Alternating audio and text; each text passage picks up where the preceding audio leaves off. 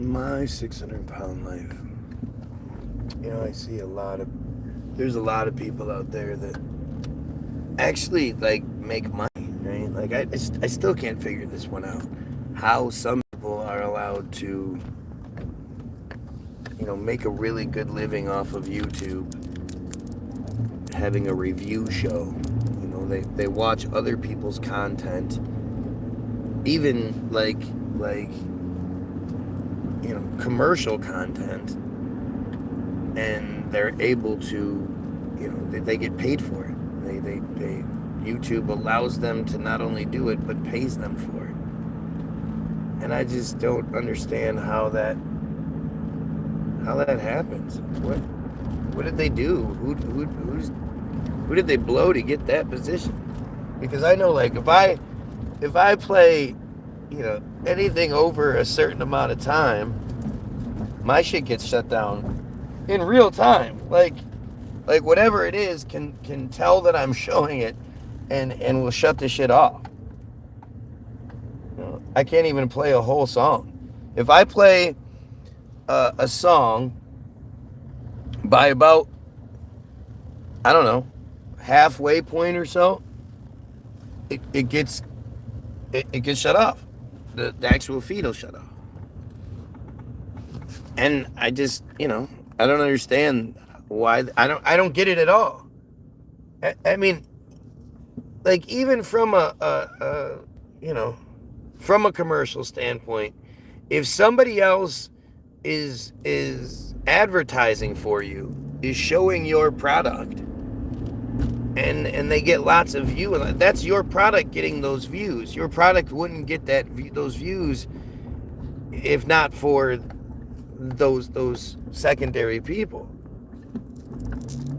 And there's one guy called Sean of Steel. I guess he was a 600-pounder, but he got the surgery, and so now for some reason he's allowed to. I'll go. How's it going? He's allowed to have his own review show. And it's funny too. This dude thinks he's hilarious. He thinks people watch his channel for him and his lame ass, stupid fucking jokes. Same dumb jokes over and over again. That, like, a lot of times he doesn't even make sense. He's just saying, like, he thinks he's being clever and shit, but it's like, a lot of times you can tell he doesn't even understand what he's watching, or like the layers of it. He says some of the stupidest things, and you just, but what I found is that any guy that has one of those review shows, like, every single one of them is all about pity. Oh, they feel so bad for this 600-pound girl, or, they like, and all those shows should be called "It's the Man's Fault." Blame the man. Because literally every single one of them, the reason that they are the way they are is because their dad was mean to them when they were kids, or a boyfriend was mean to them, or whatever. And then you see the pictures of them when they're younger, and it's like, you've been fat your whole fucking life. When it comes to, like, fat people, especially morbidly obese people, I mean, it's, I'll go makes a pledge to tell at least one lie every day. And he doesn't even need to. But these, to be 600 pounds, brava! What's happening, bro? Nice one, brava. Fucking nice one, brava. Nice one, bruv. But, like, you don't get to be 600 pounds without being a horrible, manipulative, abusive, disgusting person. Like, most of the time, and it's weird saying this again, because I know we're all just supposed to fit the same cookie cutter narrative, I guess, but I don't believe them. When they tell their abuse stories, I don't believe them. Why do you have your Bentley out in this? I mean, if you have a Bentley, you have a second car, don't you?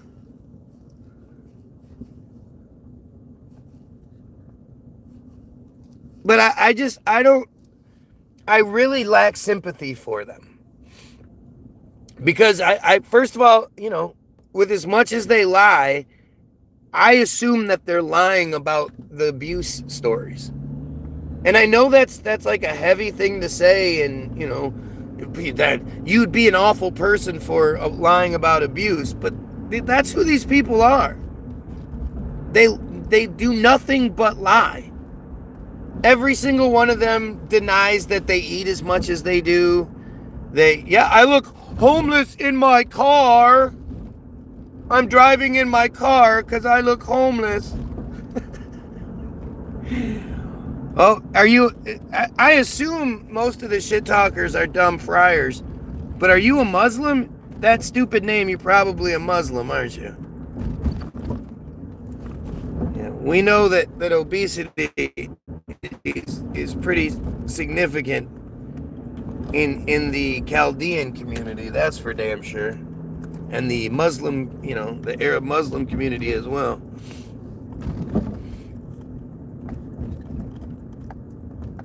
I love stupidity, man. Nothing wrong with looking homeless. We know, Algo, you're a big fan.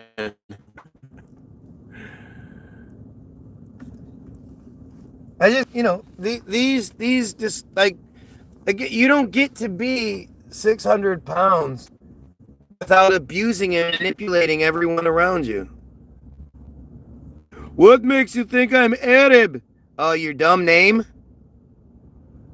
Talking about my hygiene. Because you know my hygiene schedule, don't you? Tell me this. How do you prefer your dudes to look there, guy? We got to talk about our appearance. No, definitely not. I want to know what kind of guy, how the Arab feller, how he likes his dudes looking. What do you prefer? Do you prefer guys with short hair? Maybe a clean-shaven face? You don't like their facial hair? Your hair is so messy, he says. Oh, so you want somebody with like a nice haircut? You like short hair? How do you like your dude's hair? Let us know how you prefer your dudes to look.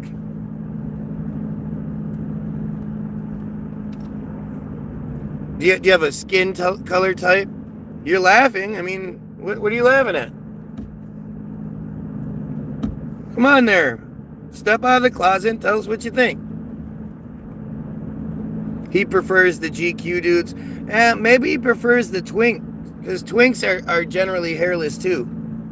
I think he probably prefers twinks.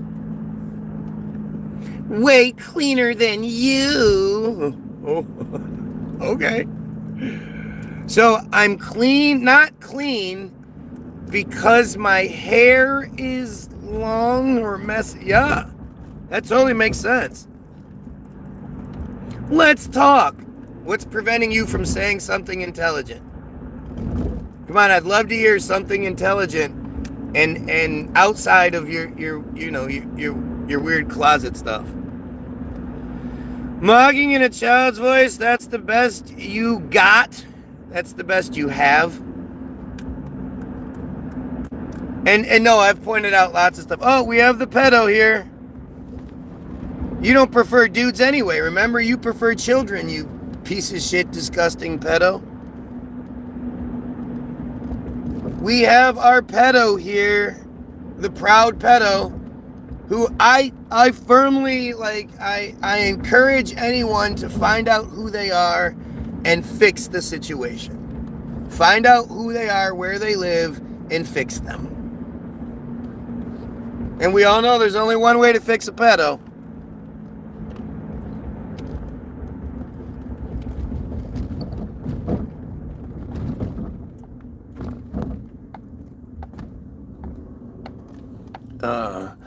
I need you out because you're acting like one. Yeah, I'm the 12-year-old because you came on here talking about me looking homeless because my hair is too messy and you like your dudes wearing all GQ or twinks, right? You like twinks? Brush your hair. Never mind genocide. Never mind the pedophilia. Never mind the religious nonsense. Never mind the stupid Islam and fucking ridiculous Christianity. Never mind all that. You need to brush your hair. It makes me feel bad. I like my guys with brushed hair. Oh, Jesus Christ. So stupid. Have you looked at yourself? I'm trying to help. Yeah, I know. You're such a helpful person. So weird, man.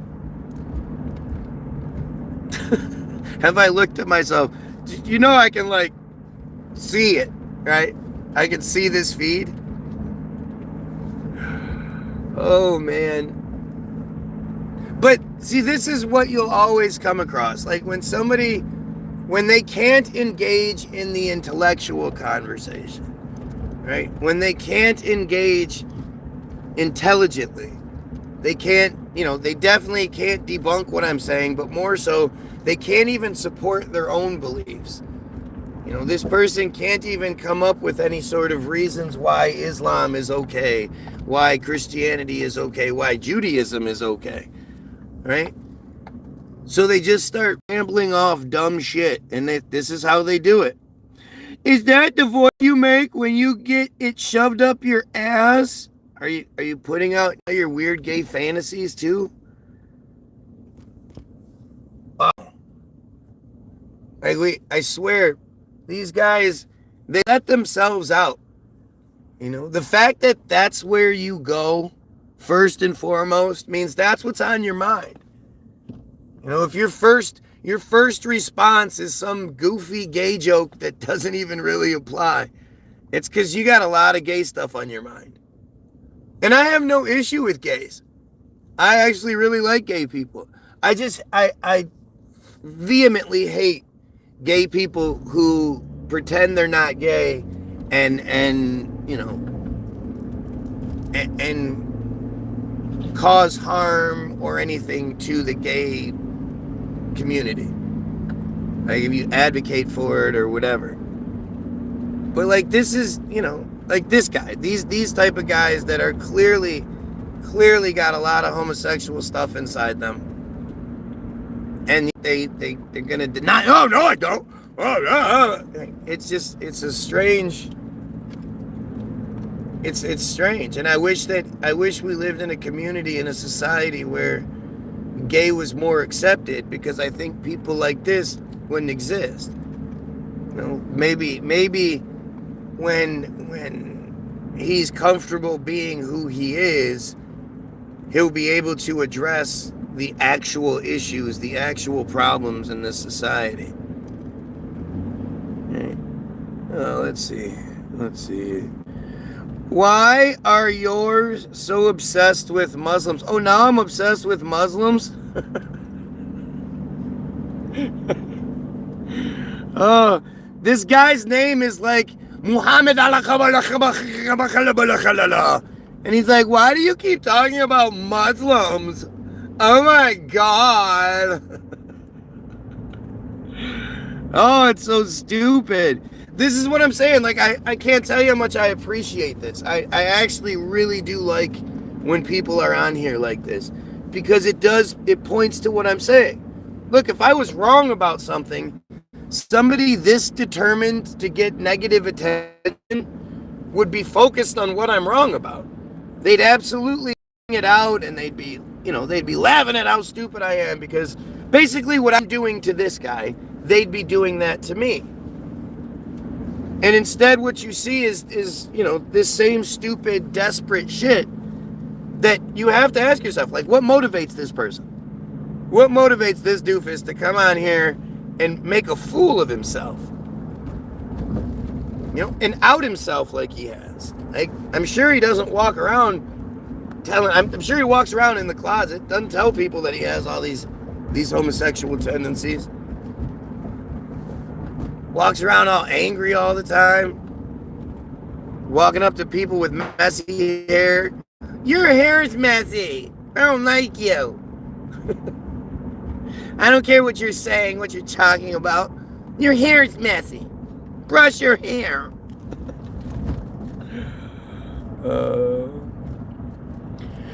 And you don't even look white. You're just straight up red. Okay. Ha ha ha ha. Oh boy, that was hilarious.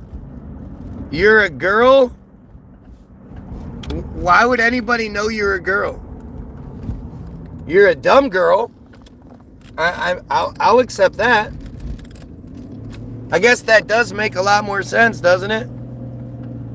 I'm a girl, bitch. Idiot sandwich. Wow. Did you like pick that up in the teen chat rooms that you're in all the time?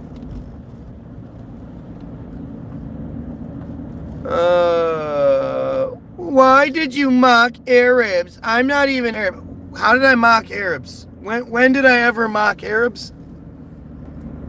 See, again, when you can't make any reasonable, intelligent arguments because you're just a dumb girl, you start saying crazy shit. Doesn't fit. Has no basis or whatever, but this is what she's prepared to do. She's not prepared to argue against intelligence. She's prepared to argue against the standard, white guy Christian bullshit that is everywhere in the United States. So she's, what? You're mocking Arabs. So you're double wrong. How? It's as hilarious as your Arab jokes. What? Arab jokes now. Well, I mean, I was pointing out your homosexual tendencies, which if you're not homosexual, you being a girl absolutely fits. But you being a dumb girl who, instead of coming on here and showing that women can compete with men in an intelligent conversation, you immediately turn it into something superficial. Brush your hair. Like, you're doing all the heavy lifting here. I'm just pointing it out. And I'm not the one making sense. Nope, you're not. You're not making sense at all. You're just being typical. Like, this is a typical dumb Muslim, this is how they operate. There's no way they can defend their shit. There's no way they can even begin.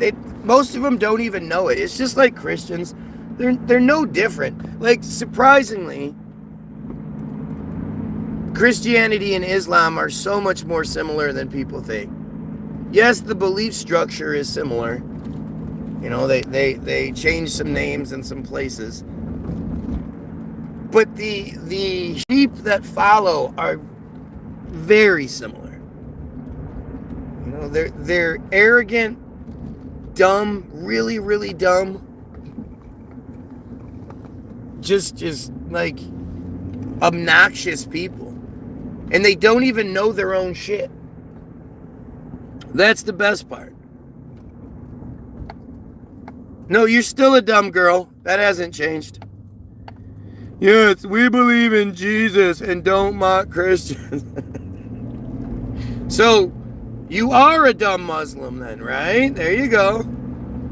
And Arabs mock Christians all the time.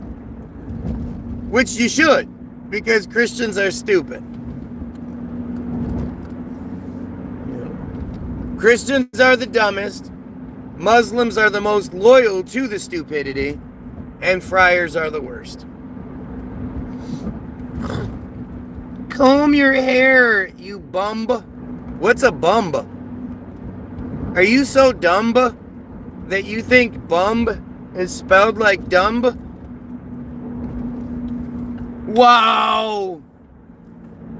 Wow. Why are you so hateful to Arabs?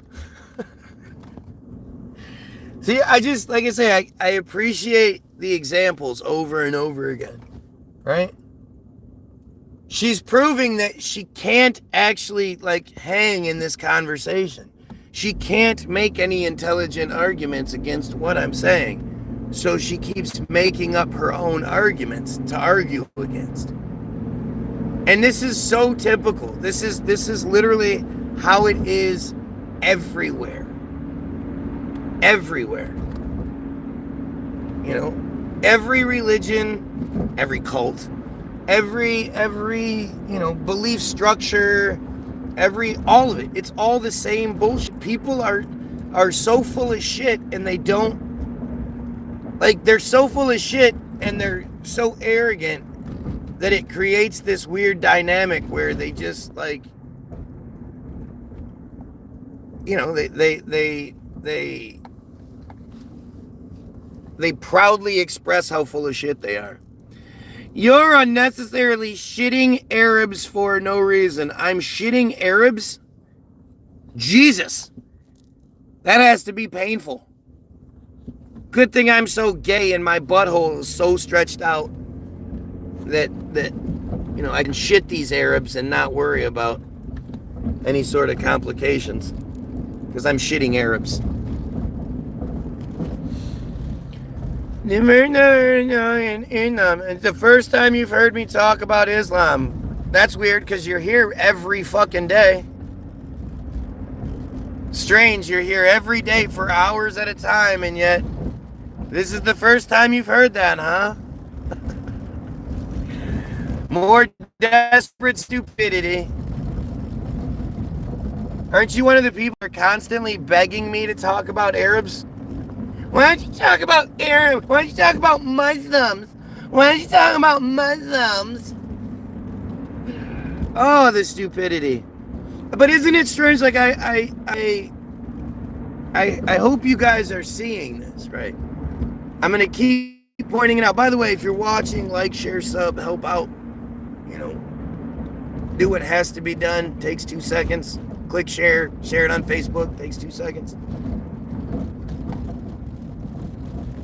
But you see how this is working out. And you see how time and time again, you know, it's nothing but just the weirdest stupidity that comes with questioning the narrative. And you're seeing the same people that are crying every day about you should talk about Muslims are now crying about me talking about Muslims. Like, it's the same thing. How are we arrogant? We don't shit talk about other religions. Yeah, right. Again, the arrogance in thinking that you know what all Muslims do is a great example of it. But the arrogance in being a Muslim and thinking that your shit is right. Why do you believe your shit's right? What proof do you have that all the Christians, Catholics in the world, the billions, they're all wrong? And I know that, like, the go-to is always, well, every edition of the Quran is the same as every time it's found, it's always the same. That's literally the only argument they have regarding this kind of shit. You're so triggered for a comment that you read my name, came to conclusions that I must be Arab and Muslim. You started targeting me for that. Right? This is exactly why people think females are inferior. Right? This is a prime example of dumb girl and why people don't respect women as much as they should. Because this is the kind of shit that they do. It's just desperation. It's all, everything, desperation just feeds their entire existence. Now you're copying and pasting your own comment multiple times because you're not smart enough to say anything new. Like, again, it's just so interesting. And I was wrong because I don't know your goofy Muslim name, but I was close. Like, again, I thought you were a gay guy, which is basically, you know, as close to female as you can get without being female. And I called you a Muslim. What was wrong about that? You are a Muslim. You keep referring to yourself as we. So I think I was dead on. You know, I was 90% right, because again, you happen to be a girl instead of a gay dude. But like, what are you crying about? You know, Islam is as dumb as it gets. It's just flat out stupidity for really stupid people. If I'm wrong, then by all means, change my mind. Provide some sort of proof that your shit is legit. You won't. The fact that you would support something where, I know not all Islam is like this, but different sects of Islam, sects of Islam, like the Wahhabi sect, the Saudi Arabian version, is the one that mutilates little girls, the one that kills gay people, the one that thinks women, you know, they're progressive because they allow women to drive as long as it's daytime and there's a man in the car. Like, why would any woman support other women being brutalized and mutilated and, you know, all that shit? You're just a piece of shit person. If you're going to overlook all of the horrible things associated with your thing so that you can go to heaven when you die, you're a selfish, ugly piece of shit person. And watch. This person will do nothing but prove that point. She can't prove anything to the contrary. There's nothing that can be said or done to prove anything other than that, because look at who she presents herself as. She's some fat Muslim princess who, you know, thinks way too highly of herself. And the reality of the real world, you know, like when she went to elementary school for the first time and the kids made fun of her for being fat and stinky and, you know, not nice. Where she had grown up in this world where she was the princess. She was daddy's princess. And she was nothing she could do was wrong, and she's the most beautiful girl in the world. You are the most beautiful girl in the world. And then she gets to elementary school, and the kids let her have that reality check. You know, they're very, very typical. Shit talking about a whole nation just by assuming my name that I'm an Arab. What? Are you still the intelligent one? Clearly. Have you read the Quran? Fuck no. What? I don't need to see an entire gay porn movie to know I don't want to watch gay porn. You know? I just have to see little bits of it and be like, oh, shit, nope, I'm good. But what I have done many, many times is had conversations with Muslims and asked them to present the best evidence they can that their shit is real. And guess what happens 100% of the time? This. A bunch of crybaby nonsense. Just like with Christians. It's no different. You ask a Muslim, why are you a Muslim? What makes you believe that narrative is true and that all the other ones aren't? You're 1/3 of the Abrahamic religions. Christianity, Islam, and Judaism are the Abrahamic religions. Abraham is the father of the Jewish people and the main bad guy in the Bible. So if all three are Abrahamic, who do you think provided them? Where do you think they came from? You really think it just fell out of the fucking sky?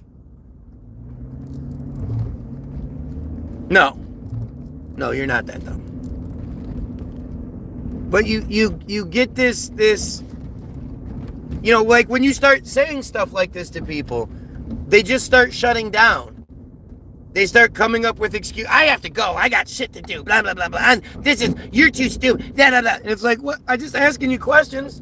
Don't you have any answers to any of this shit? I never believe until they send pics. Now this person, because they're so intelligent, is going to keep repeating themselves. Because you're talking, I'm chatting, I'm 49 kgs. Yeah. You're a big fat broad and we know it. You're at least double fatter than me. Okay. Says the one who doesn't even comb his hair. Oh, this is so funny. Yeah, some fat broad. I give a fuck about what she has to say. Then how do you know that Islam is wrong? Lots of reasons. If it was right, everybody would be Muslim. If Islam was the correct thing, then there wouldn't be anything else. Because everybody would be like, oh shit, this one is correct. It's pretty simple. But if you want to keep going, lack of evidence is evidence against. So the fact that your belief structure has zero evidence it's pretty evident that it's not true. But then when you break it down even more and you understand that both Islam and Christianity are just Jewish control schemes given to the Goyim by the Jews to keep us in line, to keep us fucking stupid, to keep us complacent. Like it's like, what, do you just ignore that part? You don't like that part, so you don't talk about that part. You don't talk about the origins of your bullshit. At least the origin narrative that the bullshit narrative gives you, because I think if you still believe in the historical narrative we're told, you either A, have done no research, or B, you're just really stupid. What's up, Bubba? Mom didn't already send us at all. So that's the reason why I really like playing them. And so when Nick gets home around 3 o'clock, you know what ping is? Dad, you know what ping is? Get to the point. Like that. So in the morning, I have really good ping. Down to 20s to 50s, right? Uh-huh. So I don't lag. At 11 o'clock, I raise up to 100, like 10 to 200, which is still good, a little lag. But then when Nick gets home, I go to... It's a good thing. It's a few hours between 11 and when Nick gets home. Yeah, but still, that's why. You really have the audacity to be saying this to me while you have your lunch or your breakfast sitting here, not being eaten? You just decided you weren't going to eat it? Mm-hmm. That works out well, huh?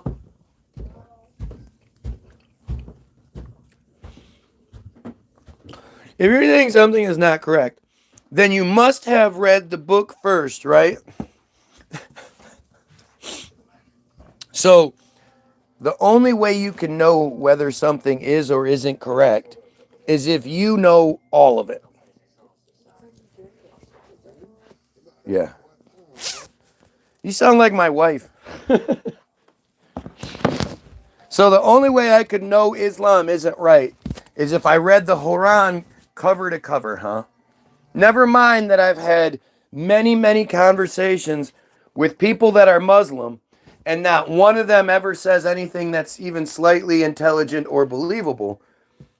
Like, why would I? If you have a whole book and you read the first half and you find very many things wrong with it, why would you expect the second half to negate the things you found wrong in the first half? But even still, if somebody tells you to watch it, hey, you got to see this movie, and you're like, okay, can you tell me why? And they go, no, I'm not going to tell you anything about it. Well, then you're not going to be inclined to go see the movie.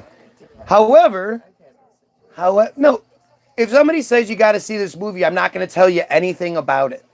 Well, you don't know if it's like I've said that to people. I'm not going to see. I can't tell you. I can't tell you anything. I'm not going to tell you whether it's a thriller or it's a comedy or it's this or nothing. You just have to see this movie.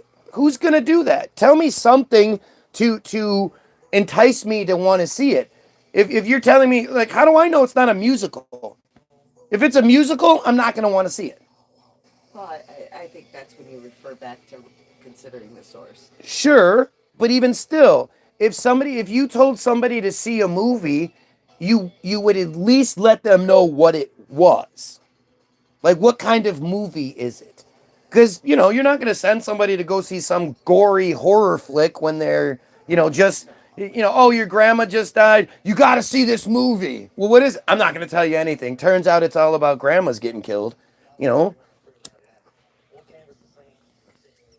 But even more so, if somebody is telling you, you got to check out this movie, and you're like, okay, well, can you tell me something about it?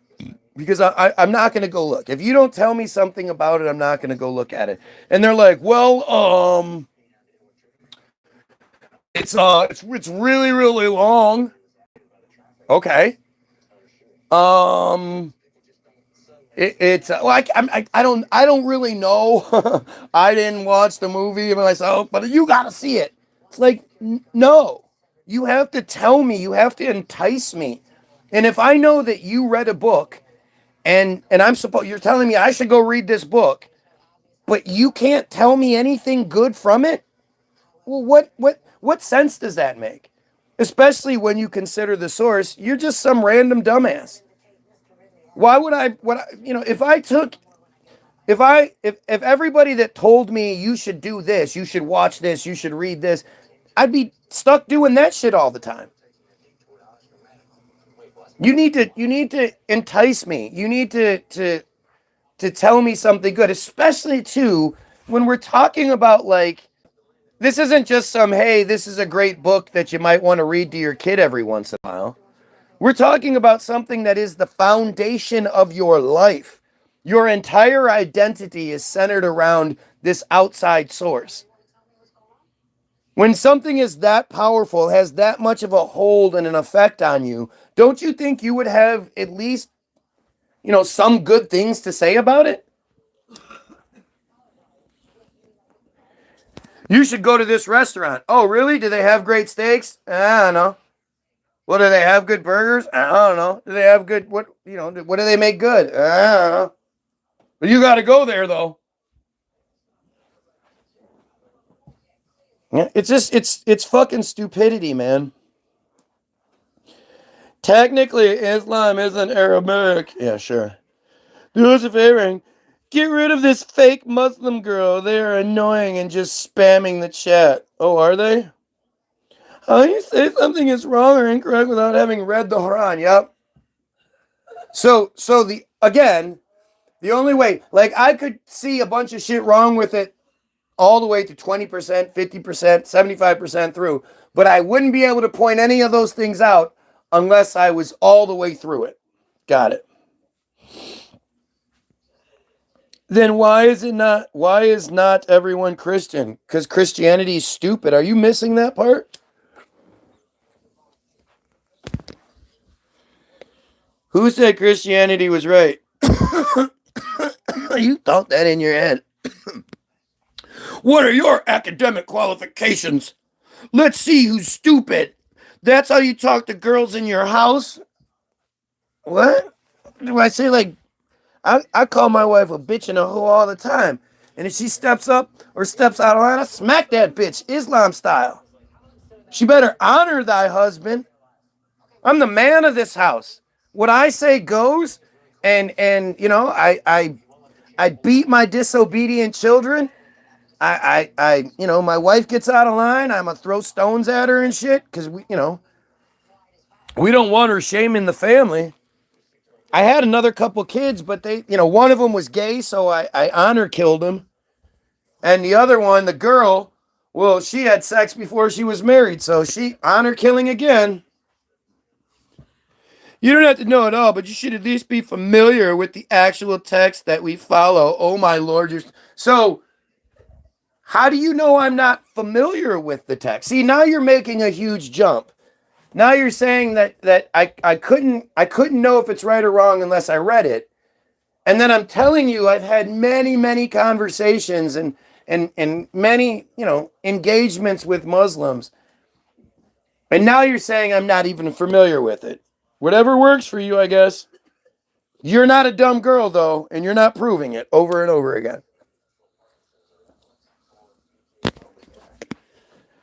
I'm sure you're not someone who has done academic research. Nope. I'm just making it all up. What's the difference between research and academic research? Well, either way, I'm just making it all up. I happen to have all these detailed little pieces because I make them up. I consider myself an academic. What is the difference?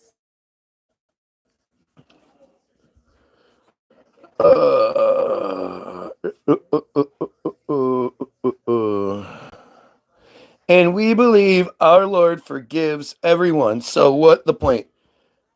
Because you said you've never read the Quran. I mean, again, you're really dumb, aren't you? And that stupidity just keeps coming through because you can't actually hang with the boys in this conversation. So you just keep proving the dumb girl thing. It's really weird. Like it's like when friars are like, you can't say fry is stereotypes. I'm not tipping.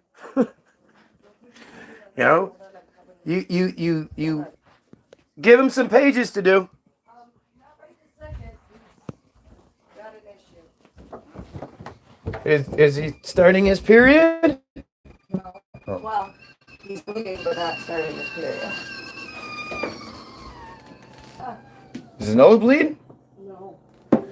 Man, remember when these guys' noses used to bleed all the time? They growed out of it. Like you knew they would. I'm so happy to have a Muslim on here today. They're much more rare than the, standard dumbass American Christian white guy. That happens a lot. Shit.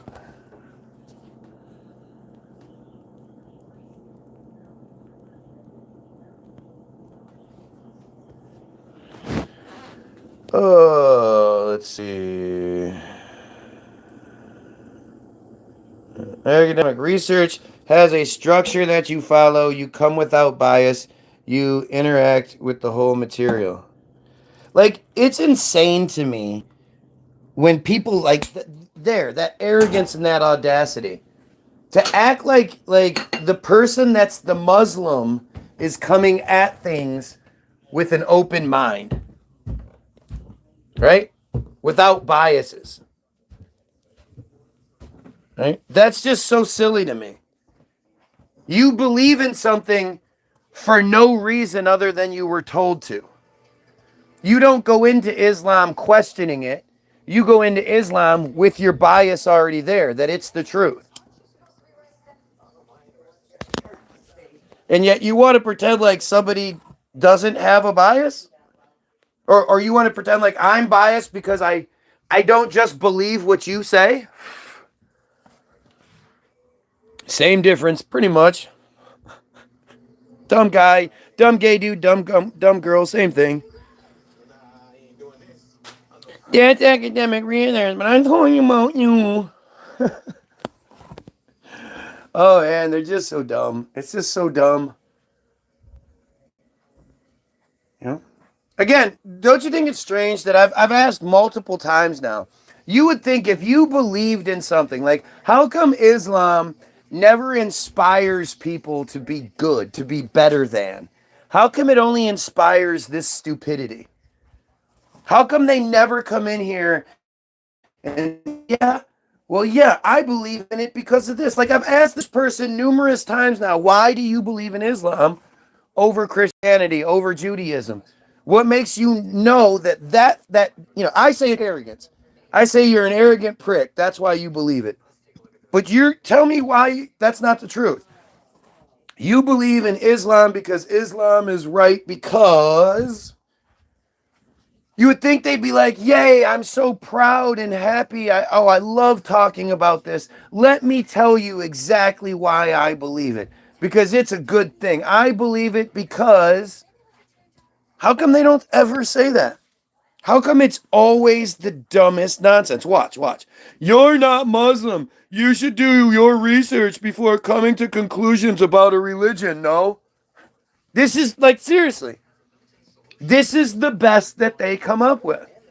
I know I can read every single one of her comments without having to worry about anything tripping me up or, even slightly sounding intelligent. She almost seems like she can't even follow the flow of the conversation. Like she's almost having her own kind of conversation here because she's just too stupid to actually engage.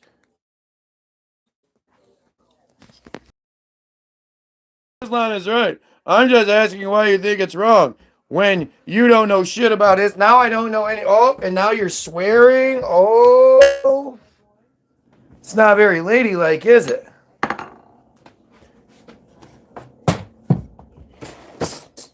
And if I don't know shit about Islam, how come you're not in here telling us the good things about it? Why aren't you representing Islam better? Because any misconceptions that someone might have about Muslims is being 100% proven right by you right now. No? You're epitomizing the dumb girl perspective. And I brought up several things. I brought up the whole Wahhabi Islam and all that and how anybody, but most importantly, the main thing is we have to start at the beginning, right? So the main thing is why? Why would Islam be, I never said Islam was right, she says. So why do you follow Islam then, you moron? You don't think it's right, but you follow it? What's that say about you? My fault she can't come up with a thing about Islam. It's my fault. Now, more than happy to continue to say a bunch of dumbass shit. She's more than happy to continue with these really basic, simple comments that continue to make her look stupid. But to say something good about her belief structure, that's where she draws the line. I will say comment after comment that's stupid. I will have no problem. But when you want me to say something good or intelligent, I draw the line. I will not be saying anything intelligent, and I will not be saying anything good. No, I refuse. Pretty typical. Literally, this is the same shit Christians do.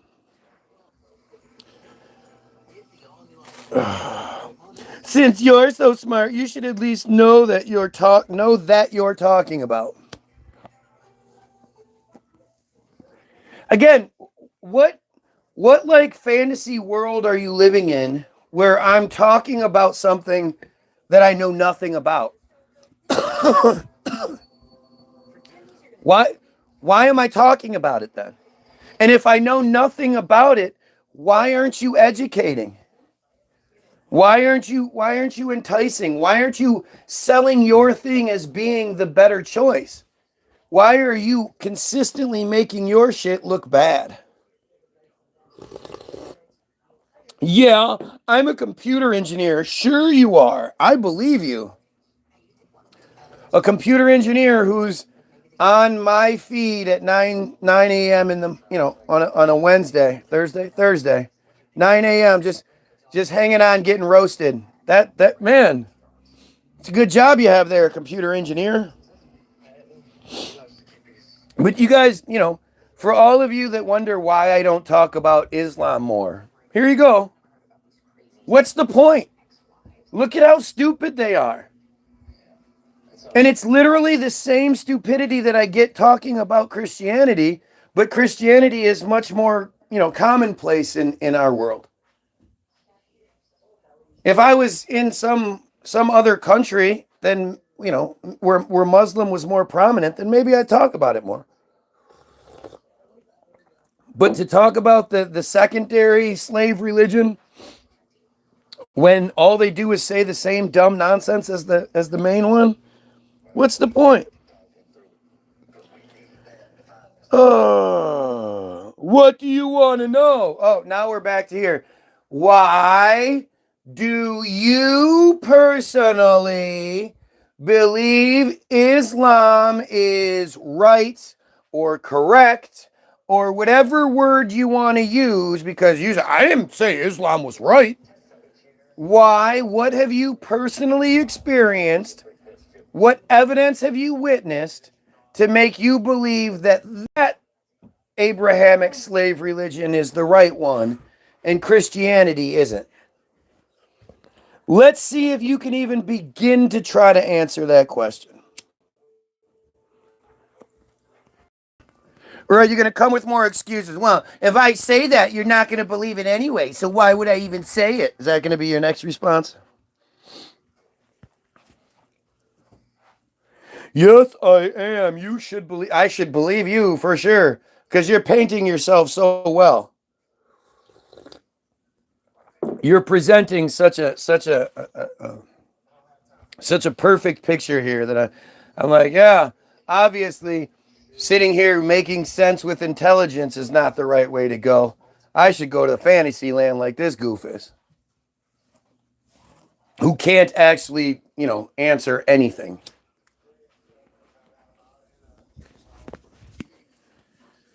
Come on, Lepton, let's see what you have. Because Islam has rules that protect my sanity, wealth, health, overall lifestyle is pretty chill. You'd know if you actually read the Quran. What? This is, you gotta hear this. Asking why she knows Islam is right and Christianity's not. It's because Islam has rules that protect my sanity, wealth, health, and overall lifestyle. It's pretty chill. You'd know if you actually read the Quran. That last part's in capitals because she's yelling. That answers the question, doesn't it? By the way, she's not a dumb girl. Okay? So she's the female representation on this feed right now. And she sounds super smart, doesn't she? I didn't hear any facts or even an answer. Because Islam has rules that protect my sanity, wealth, health, overall lifestyle. That makes it more true than Christianity. What if a Christian says the same thing back to you? Right. Christianity has rules. You know that, right? Your sanity, health, wealth, control your life, just like the Quran controls yours. Basically all of the cults have rules that you have to follow. You know that? None of the cults are like, just think what you want. It's all good.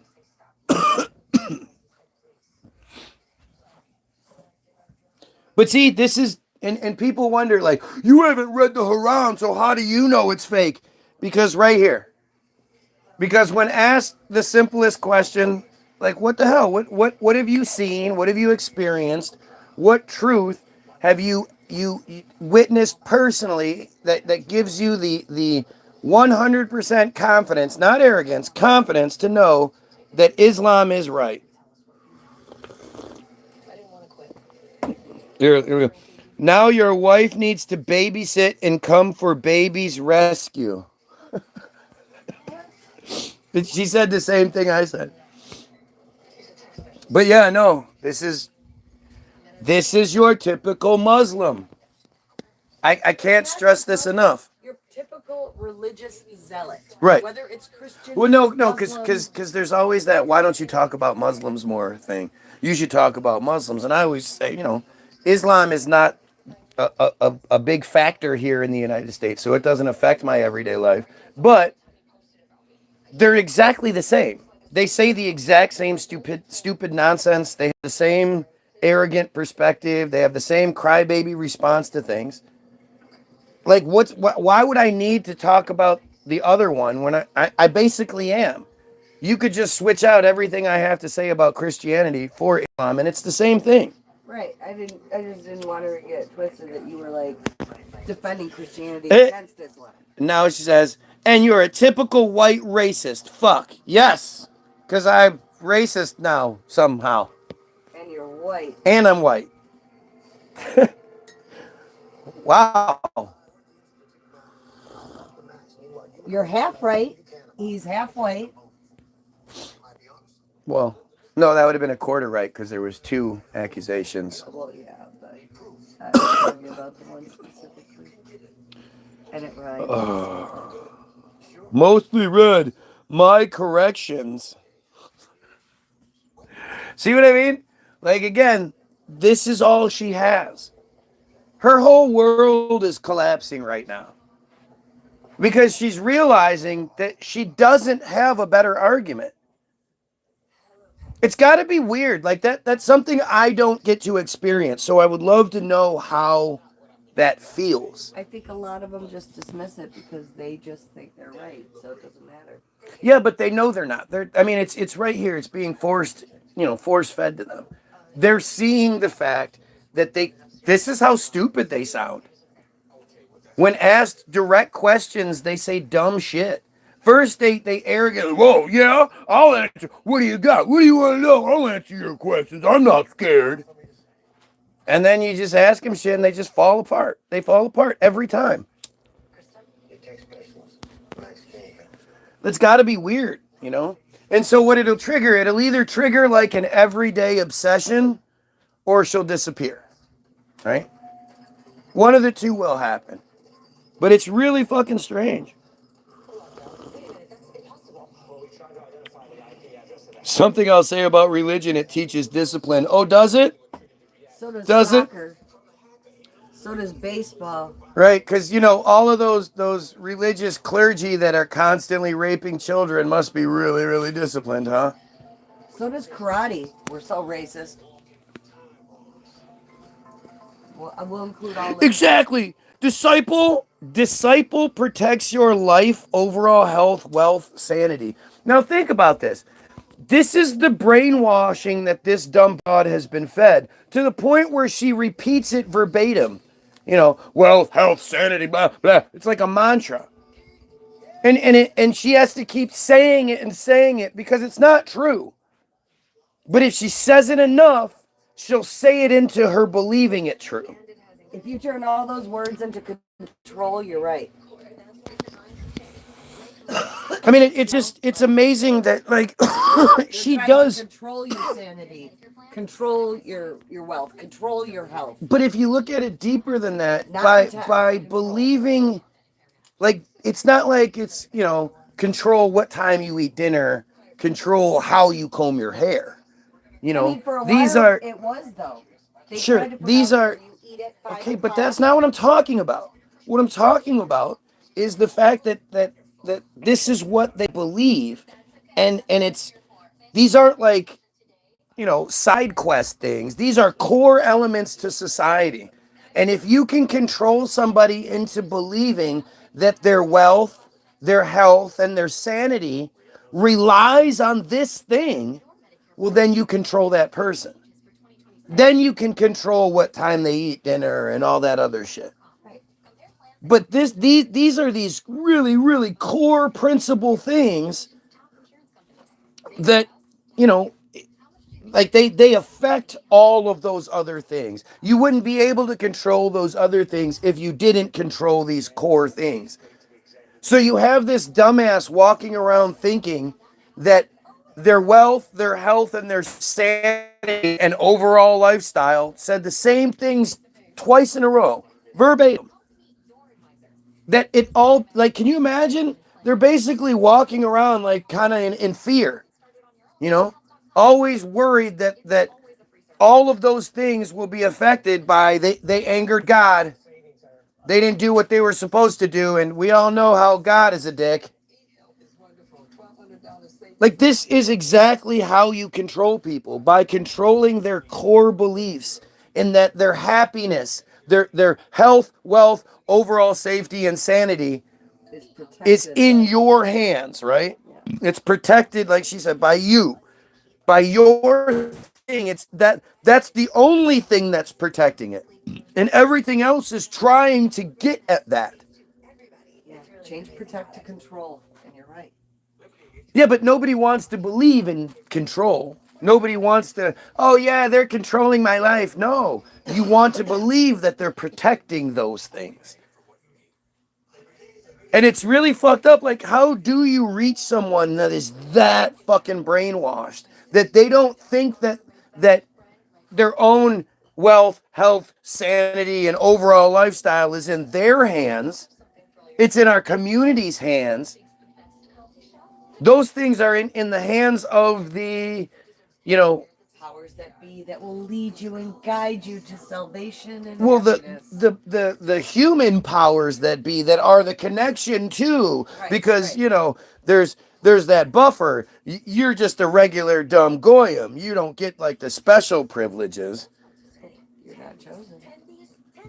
And it's fucking insane. Like, it's really kind of sad when you look at like that broad is she's brainwashed.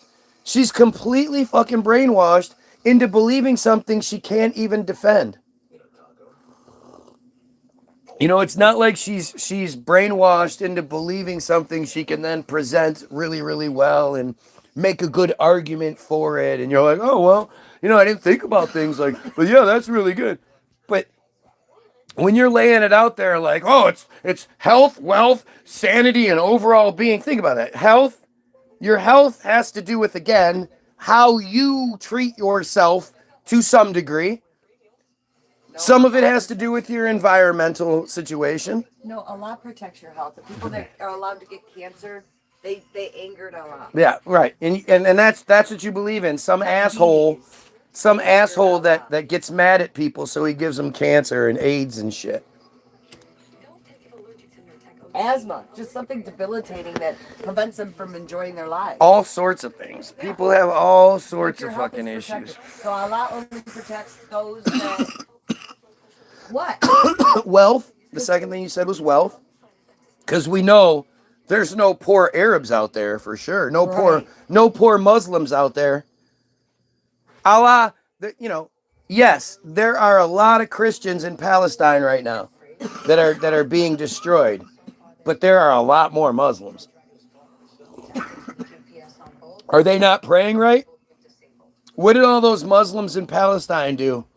That are living without water and food and electricity. And health and wealth and sanity and well-being as well.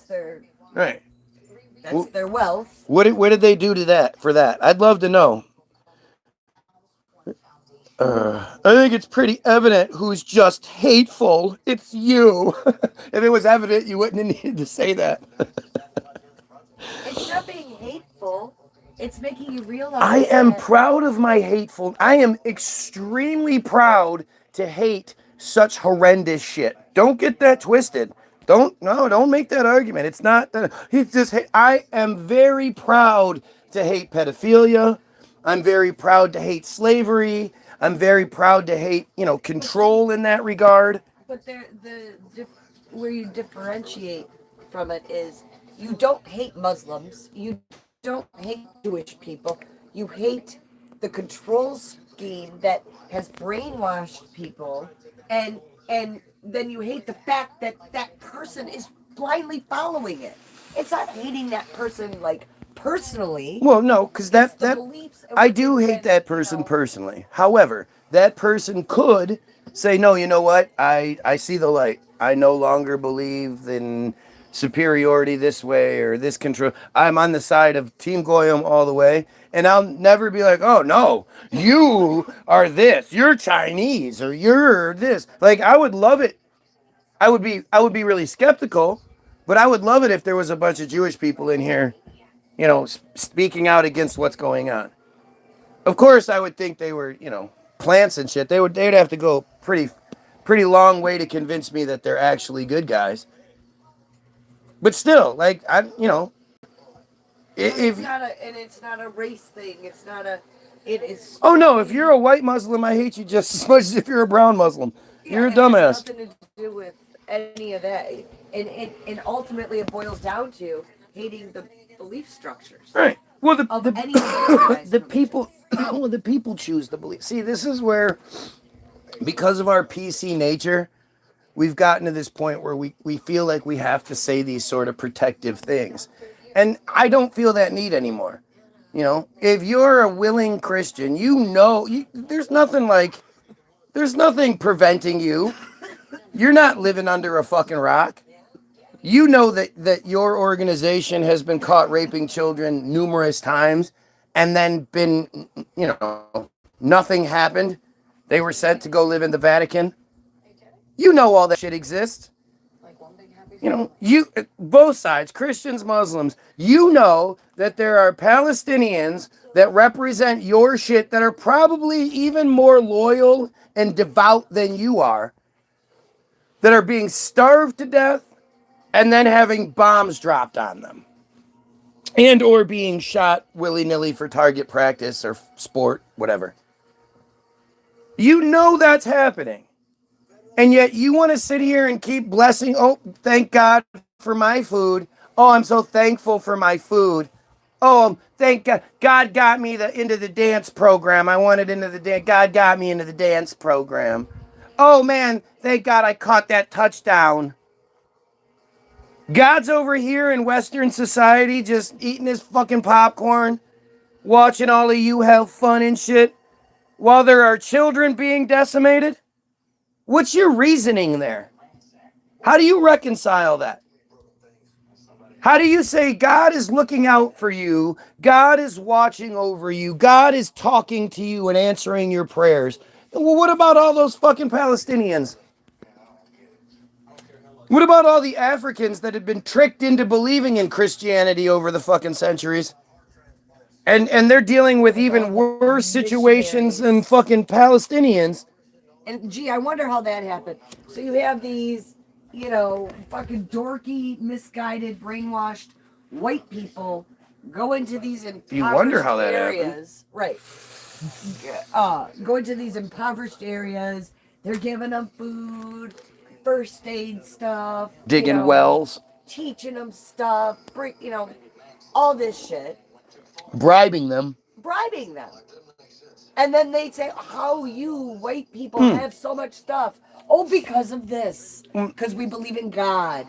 God graces us with this. So, yeah. No. And then they say, I don't necessarily believe in that. What do you think? Yeah. If I say no, does that happen to me? Okay, yeah, I get all the blessings too. So not only do I not get killed, I get access to the blessings. Oh yeah, let me do that. Because that's that part that's always left out of that narrative. They were vicious. Not all of them, but those stories did get around. They weren't all vicious. Yeah, they were. And again, I don't even believe that narrative anymore. So that's what the missionaries are still doing when those Mormons go on their mission at 15 or 18. But we're in it's a different world now. There's something different happening now. You can't compare now to what it was. I'm just saying they're still practicing that. That's what John's son just went to do. Yeah. To help you and just respect your beliefs and who you are and just help you for the sake of helping you. Oh, no. No. You have to listen to our teachers. Yeah, you have to convert to our shit to get our help. And that is an awful thing to do. Well, you can hide behind the fact that you're helping somebody, but when you're helping somebody with strings attached, that's abuse. Well, and what's worse is you are brainwashing these teenage boys mostly. Some of the girls' missions think they're different.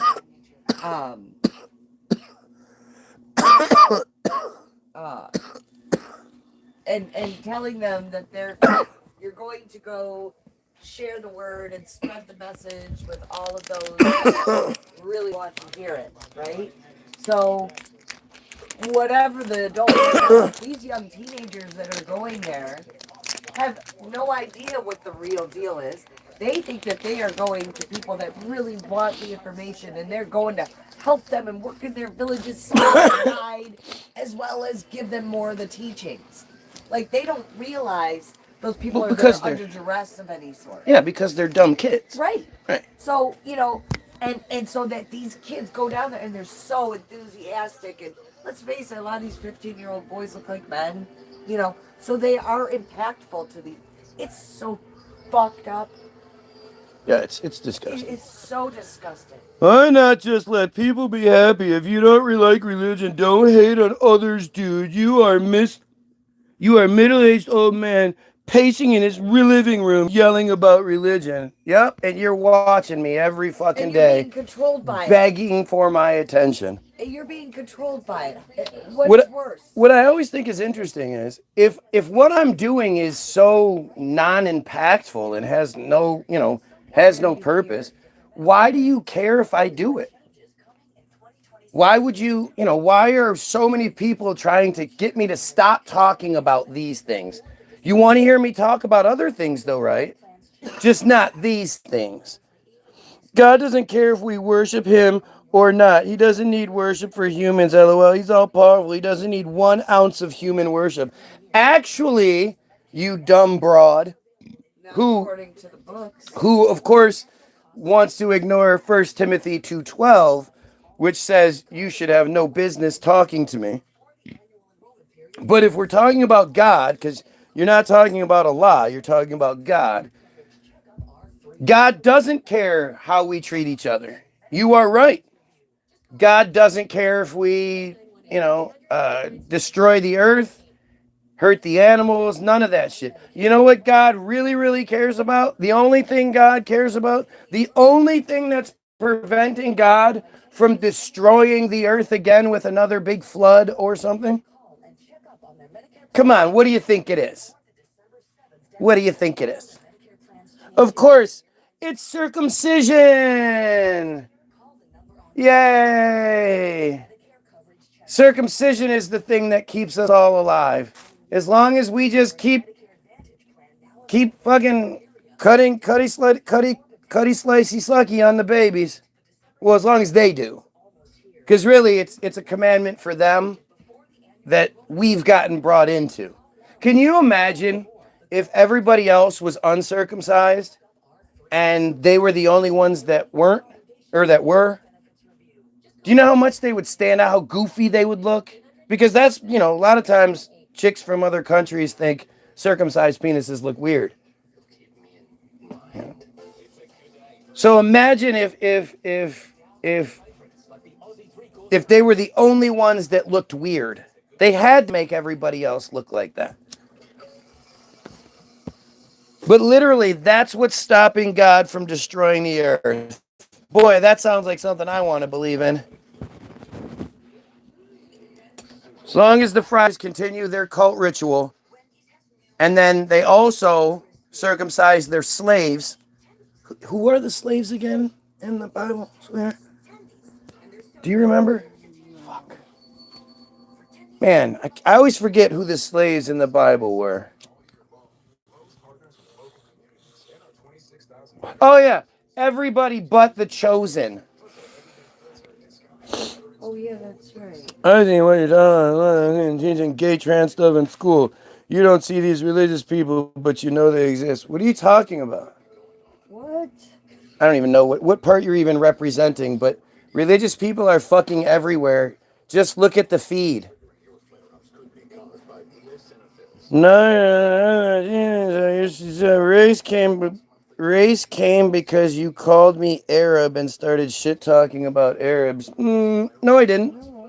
No, I called you a Muslim from the beginning, and I assumed you were Arab because your name is Farhi Mujabin or Majuban.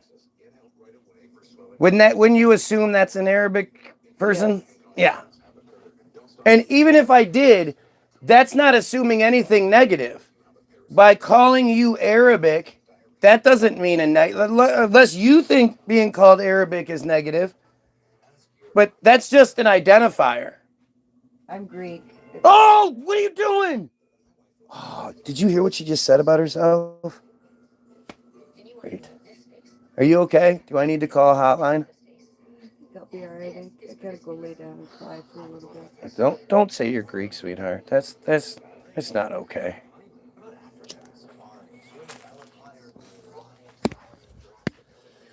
Okay, that was the racist thing I ever heard you say. Ooh, I want to know which thing that was. The racist. Now I need to calm down. Oh, here we have the psychosis argument from the same friar it was yesterday. Gotta love how literally, like, it's so almost impressive to me how stupid you guys are. Like how stubbornly stupid you guys are. Literally showed you, proved it without a shadow of a doubt that from the beginning all the way back to the origins of Zionism, their only real response to anything that questions their superiority is to call it psychosis, paranoia. Psychosis. Schizophrenia. No, not schizophrenia on this. It was psychosis, paranoid delusions. God damn it. Now I got to look it up. I want to get it right. I want to get the quote right because, you guys are really dumb. Auto-emancipation. Auto-emancipation. Auto-emancipation is a pamphlet written in German by Russian, Polish, Jewish doctor and activist Leon Pinsker. In 1882, it is considered the founding document of modern Jewish nationalism, especially Zionism. Pinsker discusses the origins of anti-Semitism, and you notice how, like, the first thing that's said is immediately going into defensive mode? The origins of anti-Semitism, and argued that friar self-rule and the development of a friar national consciousness. He wrote that friars would never become the social equals of non-friars until they had a state of their own. He called on friar leaders to convene and address the problem. In the pamphlet, he describes anti-friar attacks as a psychosis, a pathological disorder, and an irrational phobia. This is what they have been taught for decades, for generations. That the way you respond to any sort of questioning, to any sort of outing whatsoever, is to say, that person's crazy. You're schizophrenic. You need to take your meds. Oh, you're delusional. All of these arguments that don't address what's actually being said.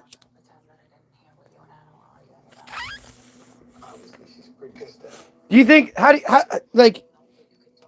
do you know what the chances of me, I've been saying this stuff for a while, based on my experiences, right? Fucking pin. Based on my experience. Do you know, like, how incredibly lucky, I guess, like, what are the odds that I would happen to stumble across the origins of Zionism? Did you take it downstairs? No, it was right here. No, I just had it. I don't know what I did. The origins of Zionism, and it's right here. And how did I not see? It's weird. Happened the second time that's happened in so many days, where it was like I was looking at it and it wasn't there, and then it was there. The origins of Zionism validate my claim. Do you know how, like, the odds of that are just so, like, it could have been anything else. What are you doing here? It could have been anything else. And instead, it points exactly to what I'm saying. Well, that time brush your teeth like 3 years ago. I don't brush my teeth ever.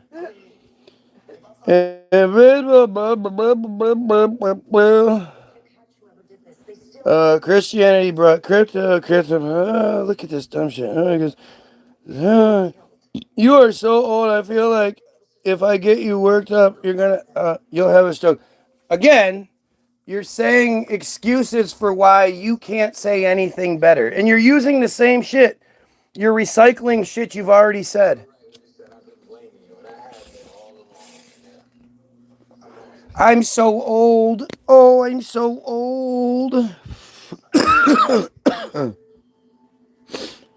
You called me a fat Arab. You are. What's wrong with that? All I heard was him talking about how disgusting fat people are, and you responded. That's true. That is true. And I was talking about how rotten fat people are because of their lies. It all comes down to the lies. Oh, now she's copying, pasting again. The fact that you are talking to your wife to make your insecure ass feel like you guys are right without even properly responding or reading the chat shows who's the ignorant one. Like, how can you be so desperate for wins that that's what you're doing? That just shows you that even you know you're not making any good points. If you knew you were making good points, you wouldn't be so desperate to say such dumb shit. Yep, I need my wife to validate me. Because if there's anything my wife does, it's validate and support what I'm saying.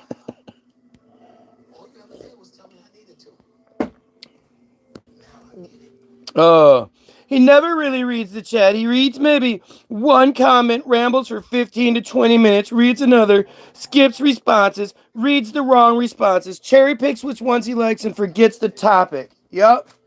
Because somehow I have this ability to read the comments that are coming randomly before I read them so I can know which ones. You got it. This thing is fat shaming. Isn't being fat shameful? It should be. And the point being that shame is a good thing. You know, when you're actually ashamed of something, you either find motivation to fix it, or you do what like these 600 pounders do, and you use it.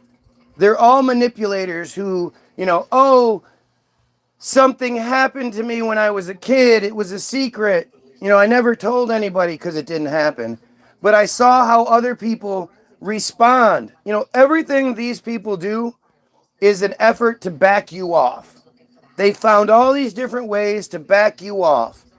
So the best way they can do it is through sympathy. If they can make you feel bad for them. And they're just horrible manipulators. Like, I really don't like the my 600 pound lifers. Oh, let's see. Now I feel sad. I hope you calm down before having a stroke. Can you imagine, like, she wants to be affecting me so badly that she's saying these things. Like, she wants that I'm all upset. She wants to feel like, haha, he's affecting me, so I'm affecting him back. She keeps making up this narrative where she can feel like she's accomplishing something, and it just shows you exactly what I'm talking about. This is the average dumb Muslim broad. She doesn't know her shit.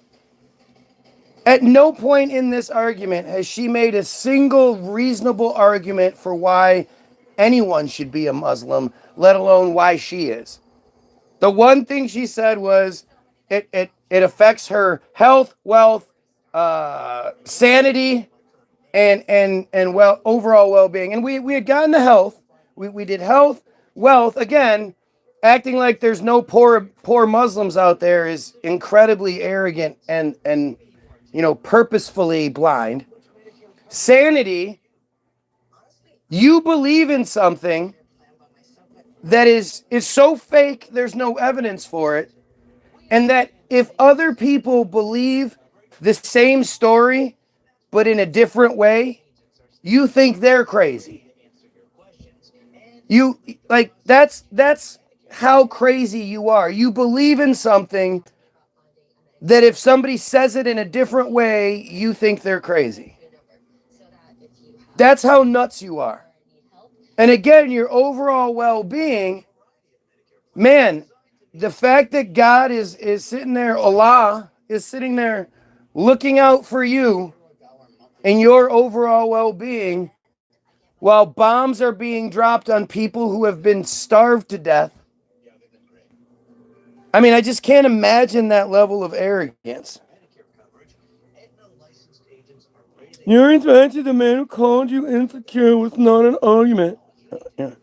Islam is evil.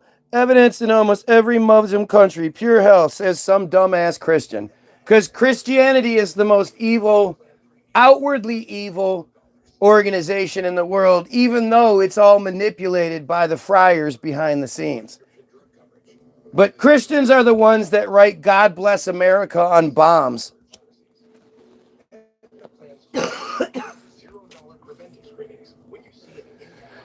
Christians believe that in their group, in their belief structure, they aren't even their God's favorite chosen people.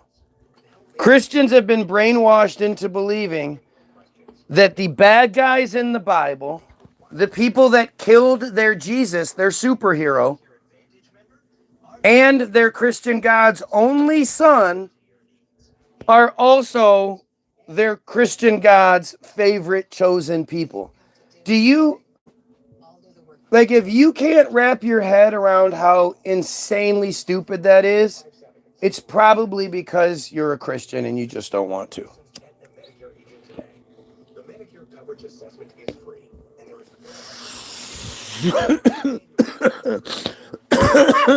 The guy who says we should fat shame is the same guy who says we should support men who want to be women. What? The fact that you are so obsessed with trans really makes me think you're one of those closet motherfuckers that is, that one day gets busted in one of those situations and you're like, whoa, I was just going undercover. Like, it's just so fucking strange that you think that people who want to live their lives without any inconvenience to anyone else, that something is wrong with them. And then me making the argument that we shouldn't be coddling a society that creates Wall-E. If you can show me that big, giant, fucking 600-pound obese people are just as productive as their counterparts, are just as capable as their counterparts, then what do I have to say? I feel bad for them because they're going to die in their 30s. But, like that would be an interesting thing. At the same time, gay and trans people are just as, if not more productive than their counterparts in every situation. You're just stupid. You're just so desperate to try to get something that you're trying to lump things together that don't go together. Yeah. Oh, we used to go to Hebrew school together? Oh, is that how that works? We have a piece of shit on here. We have somebody that's on here admitting that they're a pedo. That they're a pedo supporter. Go figure. And that's, Pescello, you would assume that's an Italian name. It's not. Clearly, he's a friar.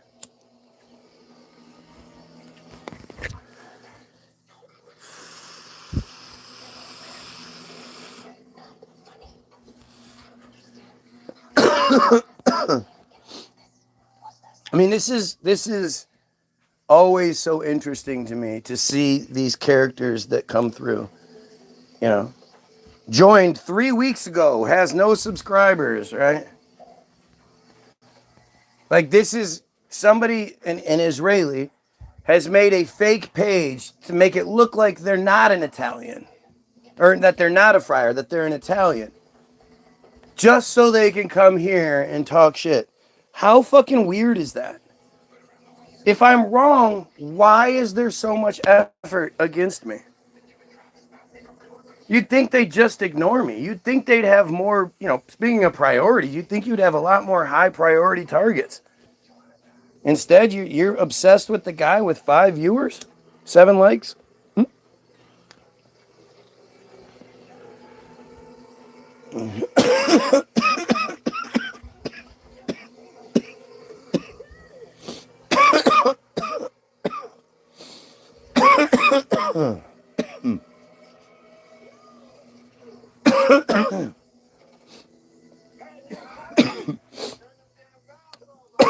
I spend literally no time on these people.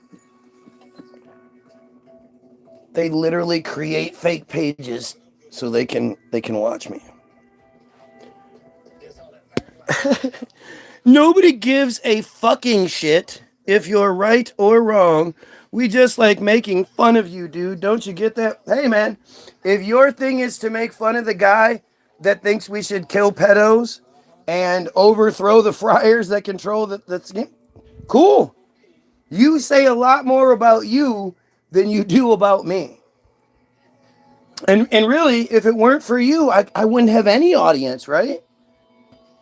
So you're so again, instead of doing anything else in the world, right? Instead of watching anything else on YouTube, instead of playing a game on your phone or talking to a loved one or hanging out with someone in real life because clearly you're really, really lonely. But you could be playing video games on a PS5 or something like that. You could be doing all sorts of things. You could be outside. You could be enjoying life. There's also, you could be working. It is Thursday at 10 o'clock in the morning. You'd think you'd be working.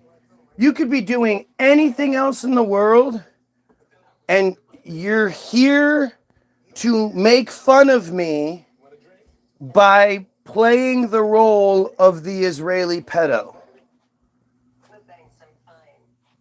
And you think that, that's, if you open up the books on Israel, you demonize Israel, stupid. Right? Like that, think about that statement from 2 different perspectives. Think about Israel saying, if you can't do that. If you open up the books on Israel, you demonize Israel. Or think of the Palestinians saying it. You have to do that. If you open up the books on Israel, you demonize Israel. Which one has more effect to it? But this is, this insanity to think, like, you're obsessed with me. The Holocaust. You're obsessed with me, and that is supposed to be a negative for me. I'm supposed to feel bad because you're obsessed with playing a valued role in this whole presentation. Because again, at the end of the day, you're literally only here because I allow you to be. A tool. You right. are a tool. Literally the definition. Right. I allow you to be here because you provide a fantastic example of the negatives I'm talking about. And you willingly play that role for hours every single day. No matter what time I go live, if I do a night feed, you'll be here. Begging for attention. And that's supposed to be a negative for me, huh? And you do this for years. For years you obsess over me. A truther's tool of the trade is a troll at the end of the day. There you go. She's a rhyming. Oh, that was a good one. Beyonce didn't sing that song, you dumbass. That was Mariah Carey. See, you don't even know your shit. Oh, they all look the same. Black girls. Black girl singers. No. Yes, I am the reason why you still have an audience. You're welcome. Yeah, that's what it is. Because you brought people, or you only throttled it so much? Which is it? Well, I mean, I used the screenshot yesterday for my thumbnail, and it was a screenshot of when I was done with the video, the stats. And the video had 40,000 views, 70 new subscribers, 3,000 comments, yada, yada, yada. And that was 6 months ago, maybe. You can literally go back, like you can, it's not even like I don't care who you are. You could be the most non-conspiracy theorist in the world. If you go back and you look at my history, you'll see that the day Charlie Kirk got shot was the last day that of my streak. There were maybe 2 or 3 times since then where I've been allowed just over 1,000 views. But since Charlie Kirk, since that day, going live that day and saying, holy shit, Charlie Kirk, it was actually that evening, my feed hasn't been allowed to get much past like 300 on the best day. But that's not because of any sort of censorship or throttling or anything like that. It's just because on that exact day, everybody was like, fuck that guy. He basically predicted this. Well, I did predict that a shooting was going to happen. I didn't know it was going to be Charlie, of course. But I did tell you that a shooting was going to happen.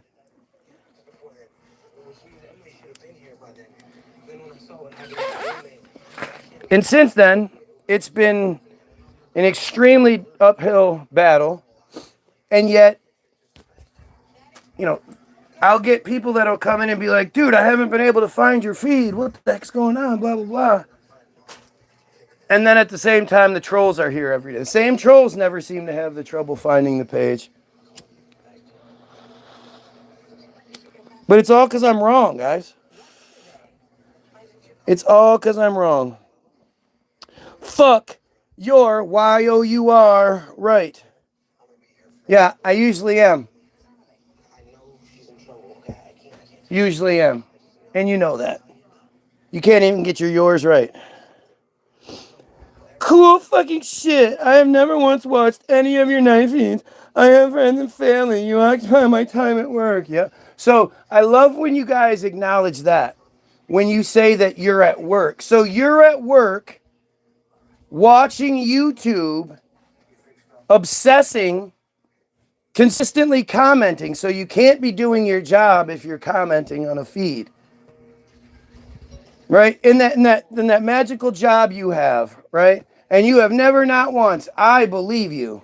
Because we know that you, with your fake profile, have nothing but fucking, respect and legitimacy to stand behind, right?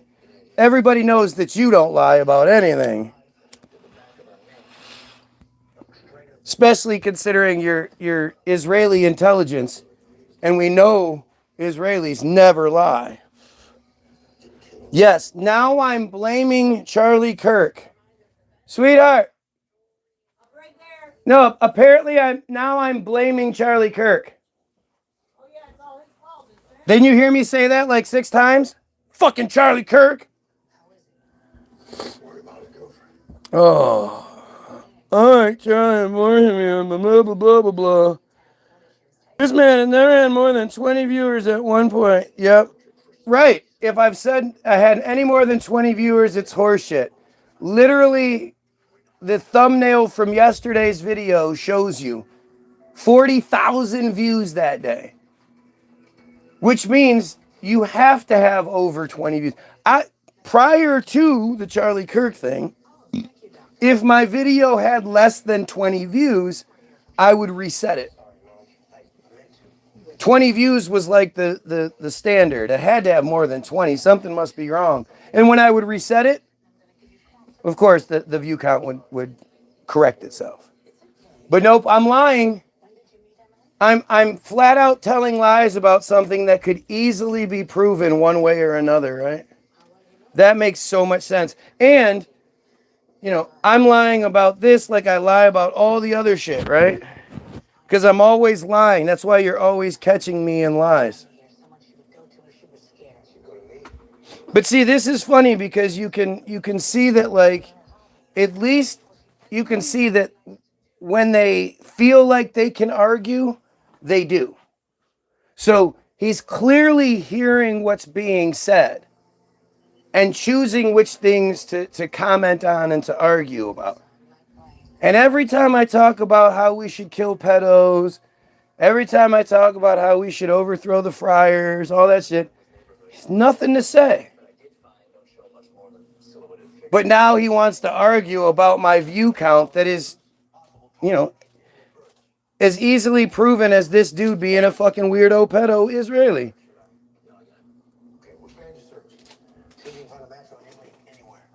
But hey, let's pretend like we don't see it, right? Let's just pretend like we don't see it.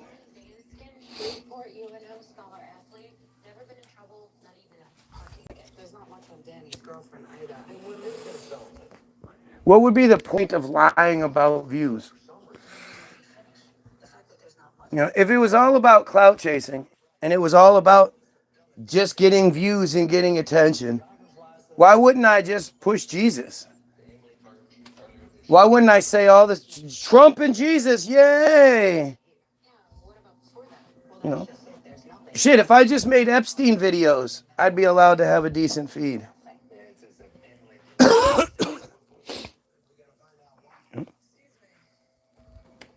But no, there's something else going on here.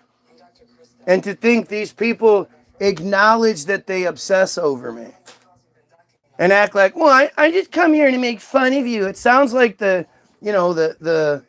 elementary school kid who likes the girl, so he punches her in the arm, you know?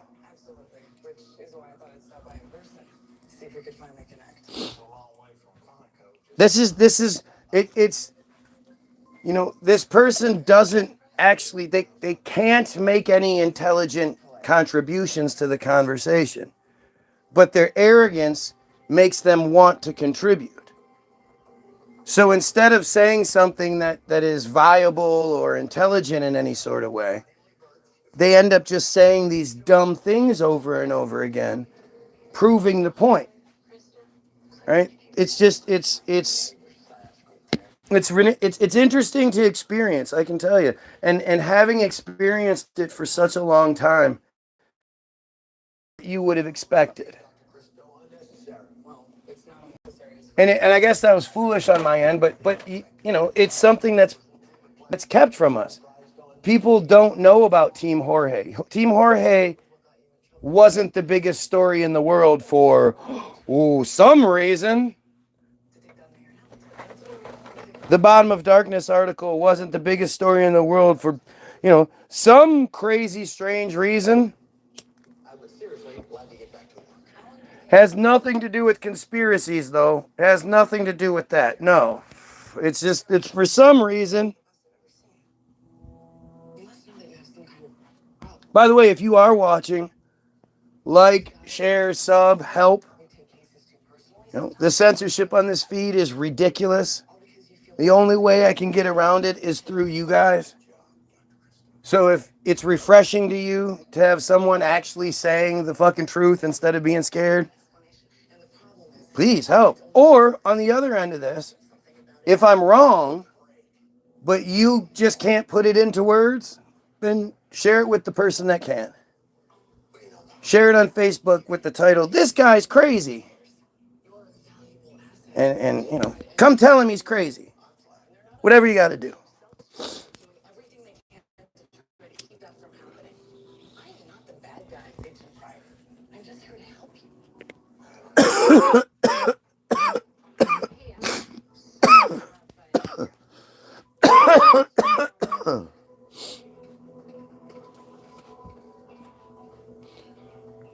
I don't blame you.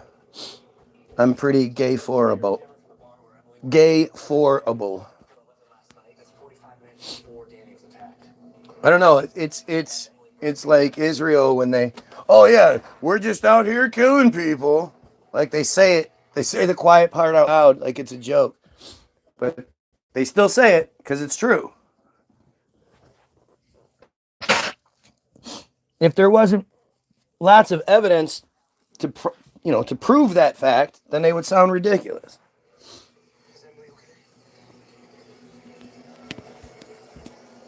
But these guys have jobs to do, man. They're working. So for people that don't understand, I actually haven't shown you guys this one in a while, so there might be some new people here that haven't heard these explanations before.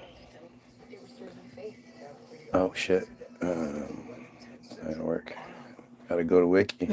Because if you put it in, it's gonna try to take you to that address, and that address isn't very good anymore. So now, when we put in act.il, it's on a locked up Wikipedia page, so no excuses. Anybody can edit Wikipedia. The dumbest excuse. That's literally the dumbest excuse that people give. Because it's like they just don't even give it any thought. If anybody could edit Wikipedia, anybody could destroy Wikipedia. Anybody with a hair up their ass could just go to pages, click edit, click select all, click delete, click save, and move on to the next page. And they'd fuck Wikipedia all up. They give you the illusion that you can edit Wikipedia. But you know what? Before I read it, I always have to play the preface. So the preface is Naftali Bennett, who at the time was a future Israeli prime minister, currently is a former Israeli prime minister. And he is speaking with IsraelNationalNews.com about a really interesting thing. Pay attention to his Oz. Moetzet Yesh, in conjunction with My Israel, has arranged instruction day for wiki editors. The goal of the day is to teach people how to edit in Wikipedia, which is the #1 source of information today in the world. As a way of example, if someone searches the Gaza flotilla, we want to be there. We want to be the guys who influence what is written there, how it's written, and to ensure that it's balanced and Zionist in nature. I came here to learn. Balanced and Zionist in nature. Not balanced and paints Israel fairly or anything like that. He chooses, he even says balanced, and he thinks about it. Fuck it. Zionist in nature. So, those editors that it was the #1 source of information in the world already when Israel decided to send representatives to teach the editors how to do their job. Oh my God. Do you understand how fucking telling that is? They were doing what they were great at their jobs, but it wasn't to Israel's liking. So Israel went there to, quote, teach, which is, again, he had to think about it. Instead of saying demand, he said teach the editors of Wikipedia how to ensure that everything that's posted is balanced and Zionist in nature. So when you think you can edit it, you send your edit. It's then sent to the editors at Wikipedia, who then screen your edit to see if it's balanced and Zionist in nature. And if it fits the criteria, they let your edit through. Most of the time, your edit's not going to go through. It might look like it does at first, but give it a little bit. It'll disappear. So, I haven't looked this up in a while. I wonder if it'll still be the same. Act.il was a social networking service used by supporters of Israel to oppose online anti-Israel content such as the BDS, Boycott, Divestments, and Sanctions movement. Its activities were referred to as, quote, an online propaganda campaign and, quote, a virtual situation room of pro-Israel experts. This is where it gets really goofy, right? Act.il directed its users to, quote, missions missions. That's what they called them, missions, to like, comment on, and share pro-Israel material on social media. It also asked users to flag, report, and respond to criticisms of Israel. Users were guided on how to respond, which might entail writing a reply using the provided talking points. So when I first exposed this, they were using the schizophrenic over and over again. You were seeing it over and over again. And I was seeing it on different platforms in different formats where, you know, somebody would just be responding to something on Facebook and say, oh, you're schizophrenic. You need to take your meds. And I noticed this pattern. Didn't matter whether it was on Instagram or Facebook or YouTube. They always say the same things, which is statistically impossible. They just, there's no way they all just happen to say the same thing. Especially when it's such an inaccurate thing. And so when I pointed this out and I started, you know, and I made this connection with act.il, with the secure community, especially once the secure community network came in and exposed how they brag that they have 90% of American friars are in this network. That's how they always know what's going on. That's how they coordinate all the false flag events and all that other shit. But this is, you know, the provided talking points. That's why you'll never see somebody come on here and actually defend Judaism or Israel in a positive way. You know, you're wrong about this. We actually do this. We believe in this. This is this. They never do anything like that. It's literally just attack and try to say that the person saying the thing is crazy, is delusional, deflecting. You know, that take your meds. It's all mental stuff. They don't address any sort of accusation, any sort of evidence provided. All they say is it's mental. You're mental. Because it's, you know, we've all done it. You're walking through a downtown and there's a crazy guy with a sign rambling about some conspiracy nonsense. That guy's probably telling the truth about most of what he's saying.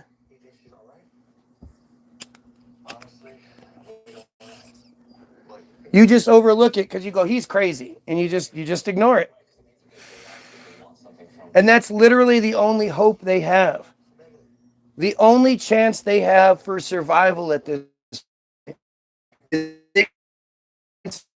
anybody that points out stuff is crazy. That's it. That's literally all they have. They can't defend anything, especially after the last 2 years. There is no more claiming that they're such gallant, wonderful people. Not only have they been committing genocide, they have been overwhelmingly supporting it. You know, the handful that don't are the handful you know of. You know, the ones that actually that seemingly speak out are more than likely just actors, paid actors, scripted to say, you know, what they say, not say too much, this, that, and the other. But, you know, the problem with the friars is not just the genocide. And this is where I find myself in the weirdest position I ever thought I'd be in.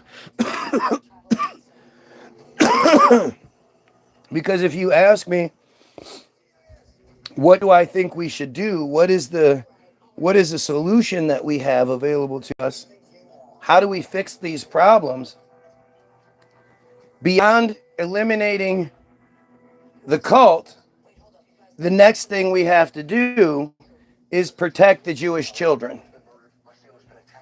We need to protect the Jewish children in Israel because they are being systematically, ritually, you know, violated in the most extreme ways. And I believe that's what then creates a population that is capable of such atrocious things. I'm trying to answer the questions. I'm not just saying, oh, I don't like this or I don't like that because they killed my Jesus. They took her jibs. It's not that at all. It's what's happening is horrendous. It's horrendous. Let's see the really smart comments. That's fascinating. Did you hear that? At the gathering of the Juggalos coming to your area? Yup. It was at the gathering of the Juggalos. You're a juggalo. It wasn't from reading because, you know, I'm just making all of this factual shit up. It's so crazy to think that I'm sitting here making things up, and then if you look them up, they happen to be true. Is that a gigolo that juggles? A juggalo? A gigolo that juggles. It must be. It's ICP, sweetheart. That's how old my wife is. What? Juggalos are ICP. Yeah, see? Yeah, we're not cool.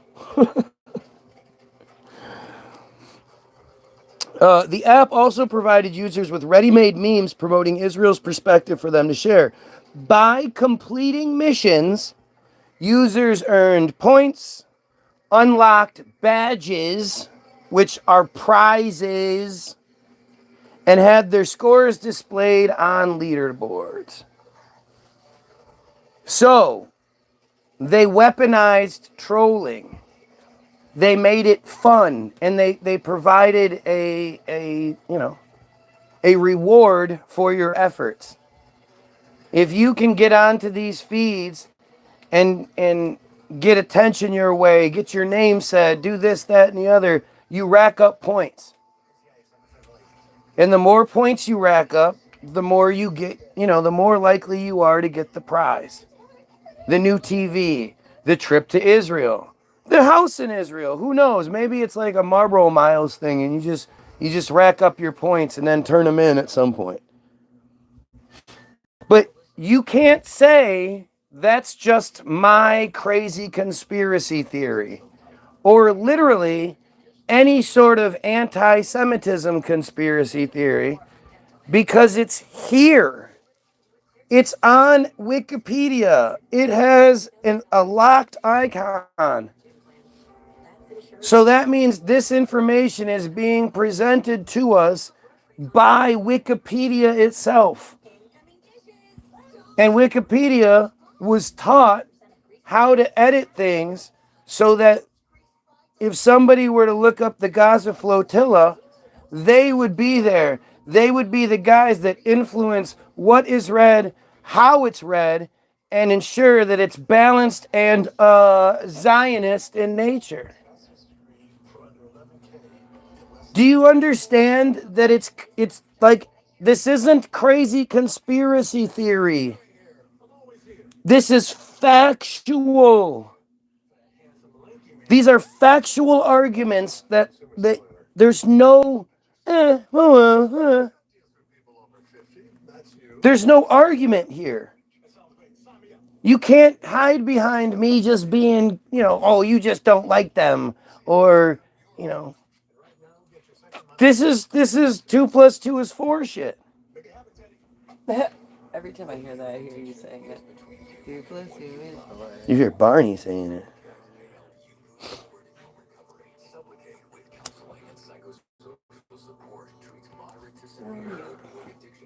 So I never actually looked this up, right? Maybe I did. The developer is the Interdisciplinary Center, Herzliya. When I click on it, Reichman University pops up. Reichman. They call themselves the woke right, but I call them the woke Reich. You heard Netanyahu cracking jokes, right? Seems weird that Reichman would be the name they would go with. I mean, obviously, it's named after some super powerful, better than thou. Jewish German family.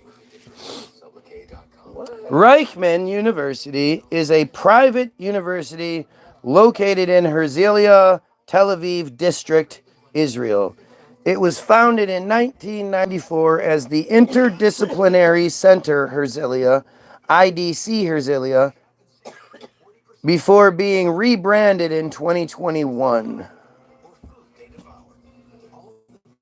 It receives no direct government funding, and in August 2021 became Israel's first private university. There are only 2 private universities in Israel, Reichman and the College of Management Academic Studies. Reichman University was founded in 1994 by Uriel, U-R-I-E-L,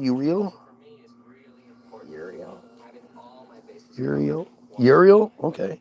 Uriel Reichman, as the Israeli Private College Interdisciplinary Center Herzliya. I like how we keep repeating it. The campus is located in the city of Herzliya, Israel, 6 miles north of the city of Tel Aviv, on the grounds of a former British Air Force base. It served the 1st Squadron of the Israeli Air Force for 3 months in Israel's War of Independence. In 2009, Alpha Epsilon Phi opened the first college fraternity in Israel at the IDC. In 2012, the college attracted controversy for the School of Sustainability being funded by Israel's major polluting companies.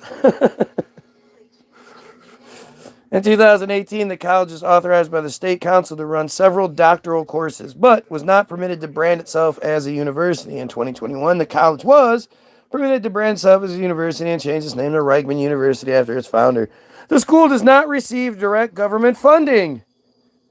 Literally, they felt the need to say that twice. Hello. Hi. So I want to look up Alpha Epsilon Phi. Alpha Epsilon Phi, commonly known as AEPI or AEPI, I don't know, is a college fraternity founded at New York University in 1913. The fraternity has more than 150 active chapters across the United States, Canada, United Kingdom, and Israel, and has initiated more than 110,000 members. Although the fraternity is based upon Jewish principles, it is non-discriminatory and is open to all who are willing to espouse its purpose and values regardless of their particular faith tradition. I bet. You know what's interesting with this is you look at, this is the coat of arms, right? And isn't it interesting how they're all supposedly separate? These exclusive fraternities that are separatist and supremacist in their nature, right? But they all have the same sort of coat of arms and same symbols. Obviously, none of the other ones have that top bullshit. But that was like almost like it was added as a secondary, right? Because you have the lion facing to the... I don't know what the lion's supposed to be facing towards, actually. I don't know if you're saying, I don't know if this is a reverse image. I don't know. I guess the lion is facing to the left because the language, okay, yeah, the lion's facing to the left. And is it a lion or is it a griffin? Because even though it's a lion, look at its tail. It's not accidental that the tail looks like a duck, actually, but it almost has that serpent quality to it. It looks like a snake with its tongue out. Right. Oh, yeah, actually it does. Now I see it, too. Its eyes and then its tongue. Yeah, I can see that. So that's what a lion walking on 2 legs, arms out, with an emphasis on its snake tail. And then it has the, whatever that thing's called. What's that thing called? That symbol. It's the saint symbol. The fleur. Yeah, it's a fleur. I think it's called a fleur. And then it has a genie lamp on it for some fucking what reason? Aladdin. Aladdin's fun. This is a Jewish fraternity. So? And then it has the magical book with the fucking skull coming out of it and the diamond in the middle of it. They're like Harry Potter. God, you're so cynical. I mean, and then what's this Greek writing on the bottom mean? That's not Greek. Yeah, it is. It's all, yeah, it's fraternity shit. Oh, yeah, it is.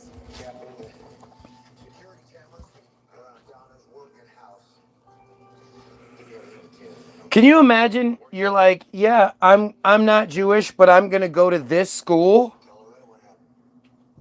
Who do you think gets accepted to this fraternity that's not Jewish? What sort of fucking connections do you have to have? I'd Super rich kind. even then, I would be willing to bet that there are very few non-Jewish people who have graduated this fraternity. Founded November 7th, 1913, 112 years ago in New York City. Type, social, affiliation, FFC, former affiliation, NIC, status, active, emphasis, Jewish. Oh, man. Come on. You guys, I can't make this shit up. Its emphasis is Jewish. It's right here, emphasis. You see it? Right. My fingers can't do it, but it's right there. Scope International. The motto, developing leadership for the Jewish community. Again, I'm supposed to believe this is a non-disciplinary fraternity. That they take all comers. How many black people do you think graduated from this fraternity? Or graduated in this fraternity, I guess I should say. Colors are blue and gold. This is the flag. So this is different from the coat of arms, but this is the flag. And of course, it has the walking griffin. This one is actually a griffin. This one looks like it might actually be a griffin. Yeah. I don't know. Is that? What is that? Kind of looks like a lion with a hat on. Looks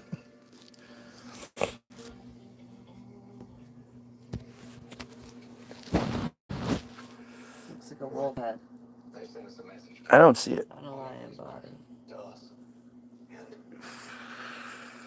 it looks like creepy. Oh, I think I see it, and then it's disproportionate. I don't know. I can't make that out. But of course, it's holding the scepter with the thing on top, the crown on top, and there's a lot of shit going on. And then on the other side, you have their coat of arms. That's their coat of arms down at the bottom. The flower is the fleur de lis. The mascot is the lion. Fleur de lis. You know what? You guys don't even like it. It happens so much. It goes on like without even. But I'm such an arrogant prick, right? Do you know how many times my wife corrects me on something, and I just go with it? I'm never like, don't do that when I'm live. It makes me embarrassed. Don't correct me. Huh? I appreciate it. Philosophy. Or philanthropy, Conference of Presidents of Major American Jewish Organizations. Chapters, 146 active, 86 inactive. That's a lot of fucking chapters. Colonies, 19. What's a colony? Members, 9,000 plus undergraduate active, 102,000 lifetime. Headquartered in Indianapolis, Indiana, United States. I wonder why. Alpha Epsilon Phi was founded on November 7th, 1913, under the Washington Square Arch at New York University by Charles C. Moskowitz and 10 other Jewish men. Wonder why Charles is more important. 10 other Jewish men, like that he gets separated. David K. Schaefer, Isidore M. Glazer, Herman L. Krauss, Arthur E. Leopold, Benjamin M. Meyer, Arthur M. Lipkint, Charles J. Pintel, Maurice Plager, Hyman Schulman, and Emil Lustgarten. Emil J. Lustgarten. Lustgarten, sorry. It's weird, too. Every single one of these names are in black. Not one of them has something I can look up. That's kind of weird.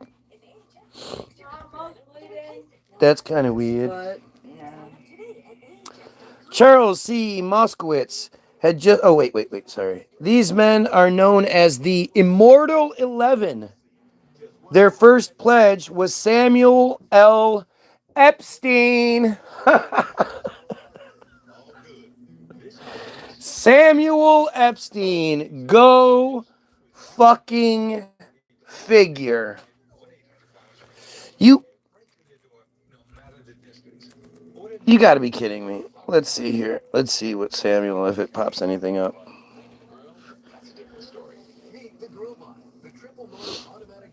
No, maybe it is.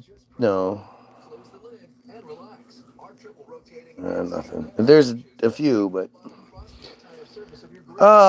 Charles C. Moskowitz, like Fievel. His nickname was Fievel. This guy thinks he's smarter than he is. He gets himself excited like he's 12.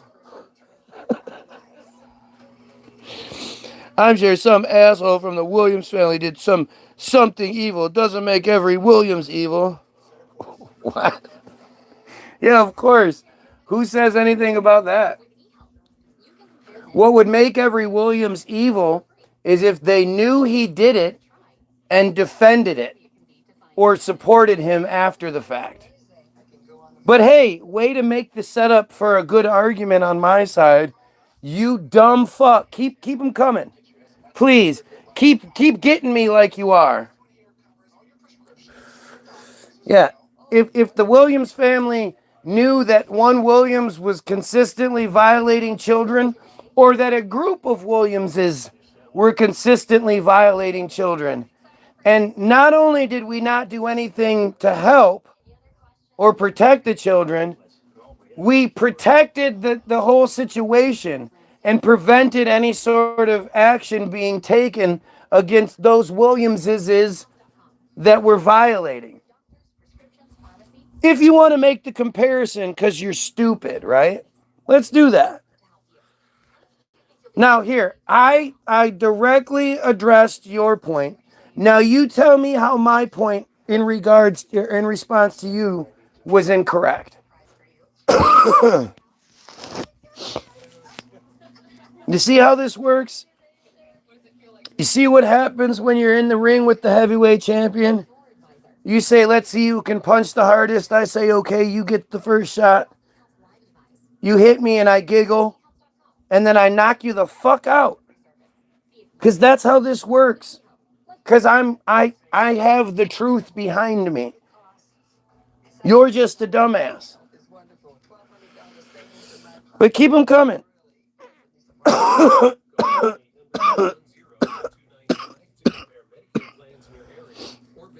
Charles C. Moskowitz had just transferred to New York University's School of Commerce from the City College of New York. Good old SUNY. Several fraternities at the School of Commerce expressed interest in him and one gave him a bid. The name of that fraternity is unknown. When Charles asked whether his close Jewish friends could join as well, he was told that the invitation was for him alone. I mean, just think about the audacity of that to begin with. What sort of pledge gets invited into a fraternity and instead of trying to get himself in there and ingratiate himself and then bring people in gradually, he's like, well, can my friends come in too? Dude, we didn't invite your friends. You dumb shit. Like, can you imagine the audacity? If you were in the fraternity shoes, what would you do? Say you're hiring somebody for a job, right? And the day they show up for the first day of work, they have like 3-4 people with them. And they're like, "Hey, can you guys, since you gave me a job, can these guys work too?"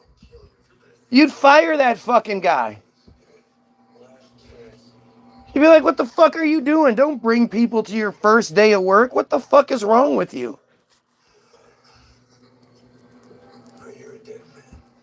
At this point, the group of 11 men, oh, not just 3 or 4, 11.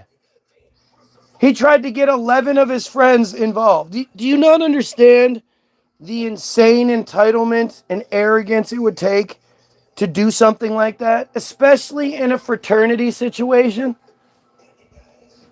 You know, considering how pledges are looked at, that's what he was like, that's just insane.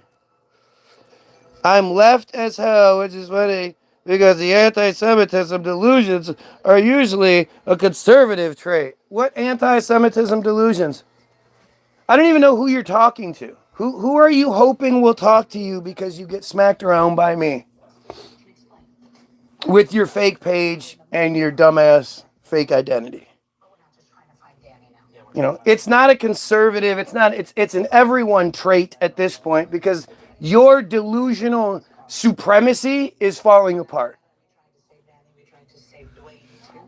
But when you're just talking about Semitism as a whole, for over 100 years, it was spelled ANTI hyphen capital SEMITISM and was only changed because they had hearings to officially get it changed, and they didn't want us thinking that anti-Semitism opposed something called Semitism. Even though Semitism is absolutely a word, and it absolutely means something, and it absolutely means policy or predisposition favorable to Jews, which is about as supremacist as it gets. You know, nobody deserves favor. Nobody's belief structure or whatever should grant them favor so that when, you know, the time to be held accountable or whatever it is there, they get leeway that others don't. Policy or predisposition. Rules and regulation is policy. Predisposition is if your mom's family all has cancer, then you have a predisposition for cancer. It's genetic programming, and they demand that policy and genetic programming is favorable to them. Everybody should be proudly anti-Semitism. Semitism is a horrible thing. When it comes to cancer, they fucking give it to us. I don't think it's necessarily predisposition. Sure, some people might be more prone. You can put that in multiple different ways.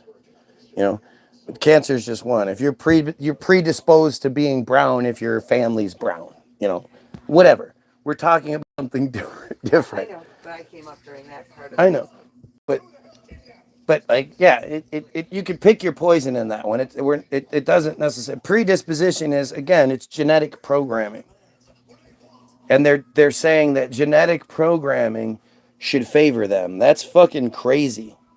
Nazism was fantastic. I'm ready to say the friars. Yeah, oh yeah, for sure. Because I, you know, you can't. Even though they're so good and everything's so, you know, works and everything is there's nothing to see here. There's no conspiracy. For some reason, we're not allowed to talk about them. Besides, you friars, I like calling you friars better. Friars fits you more.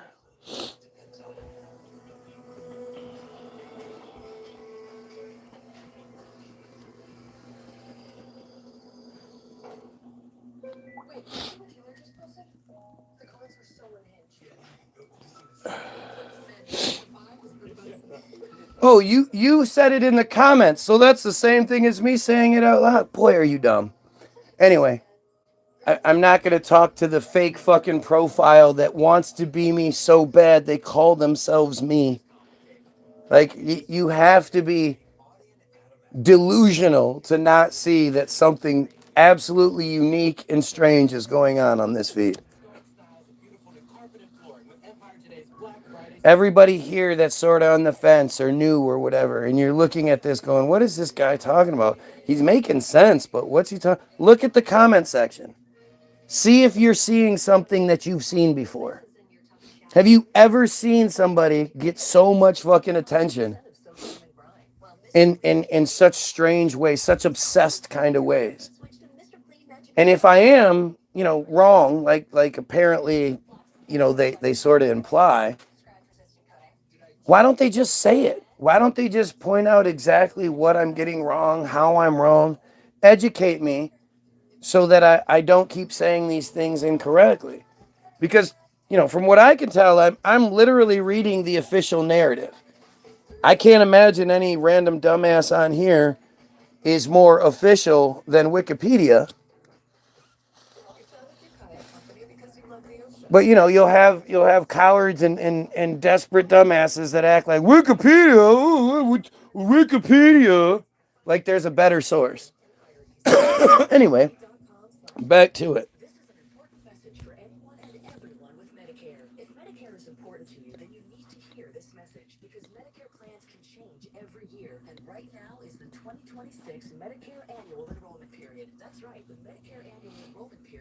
Let's see. Do call over a second.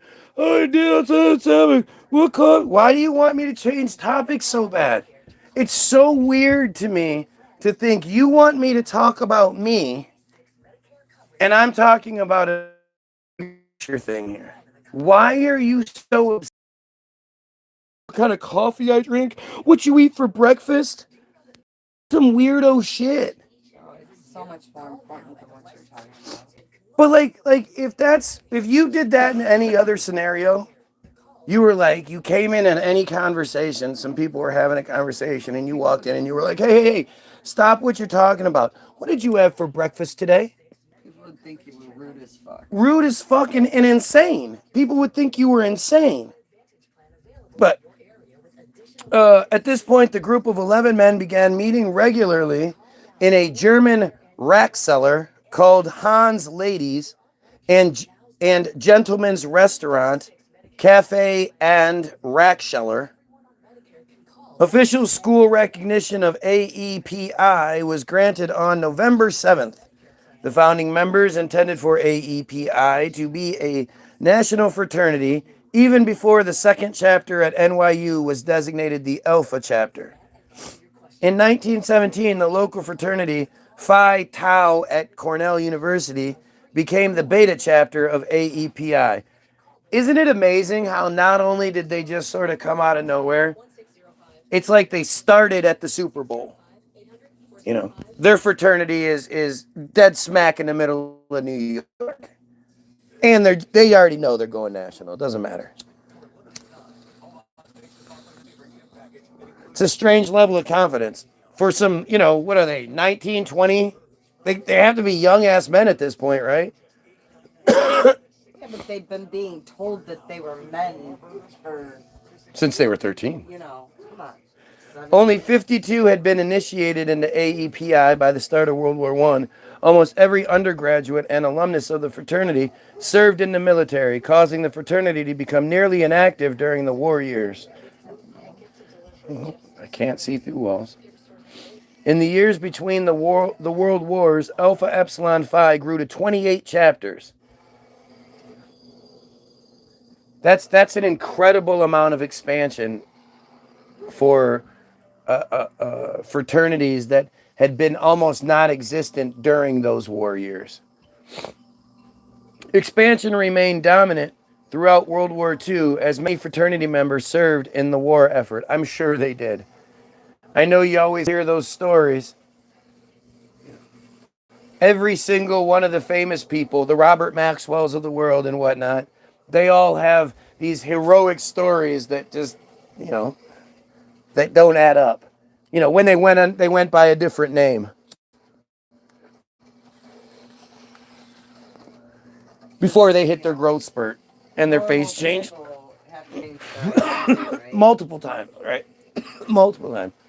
How many people do you know that went by 5 different names in their life? That wasn't, married multiple times as a female and had to, Right. And or it wasn't like Smith and Smythe or Smith with an E or, it was like John Doherty and then Charles Bingenheimer and, they're completely different names. How many people you know like that? Guess what? Damn near everybody, like famous and historical, falls into that category. Even your buddy J.D. Vance. J.D. Vance wasn't his name for most of his life. What?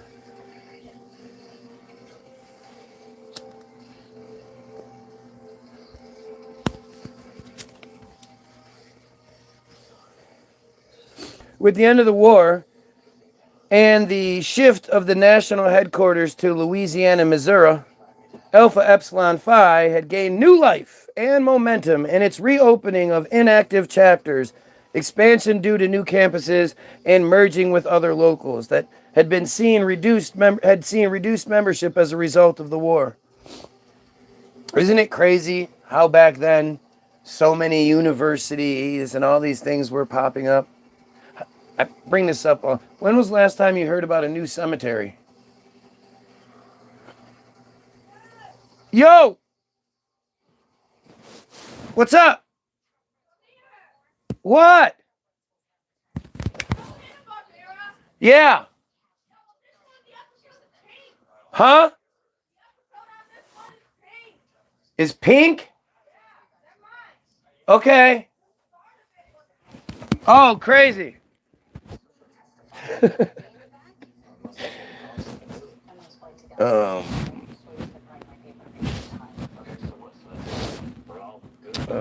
New chapters merging with other locals and reduced membership as a result of the war.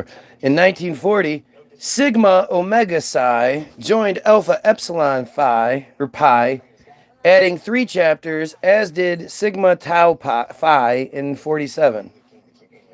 The next 2 decades were a time of steady growth for Alpha Epsilon Pi, as well as other college fraternities. However, think about it. We're talking about 2% of the world, of the United States population. If you're talking about all these, wow, that's a whole lot of them, right? That's a whole lot of them that are in these crazy fraternities, but they're all one fraternity. And again, you think like, where does this tremendous need come from? This growth, this expansion? Are there just these huge pockets of friars all over the place that? Well, it just depended on what school they wanted to go to. We wanted them to be able to go to whatever school they wanted to. However, with the onset of fighting in Vietnam in the early 1960s, fraternity life faltered. Liberal student bodies revolted against authority and the Greek system, which was seen as a conservative elitist group. Membership plummeted, and nearly half the chapter roll was lost. Man, they always have those stories, don't they? However, the fraternity was able to reverse the trend and stabilize membership by 1975, following the end of the Vietnam War. Yep, they just made it bounce right back. It's amazing what money can do. It's amazing what a pen can do. The writing of the narrative. We know they make someone calm, except in the case of bipolar mania, or it makes someone paranoid and obsessive. Wonder if there's a connection. Yes, I'm paranoid and obsessive. That's literally the best you can come up with when I'm reading it. This is your best ever? What is going on here? This is all you can come up with? And why, if you're not some dumb friar, why would you be so upset with me reading about this stuff? Why would this affect you in the slightest? I'm literally reading about an old fraternity. That has you upset, huh? Why would you be so upset about this? Seems like the only reason you'd be upset about it is if you were a part of it. But go on, say something else that's really stupid. In 2009, AEP became the first fraternity to establish a chapter in Israel at the Interdisciplinary Center in Herzliya. In 2014, AEP was the first college student organization to be admitted as a full member to the Conference of Presidents of Major Jewish American Organizations. In 2015, AEPI became the first fraternity to establish a chapter in Australia.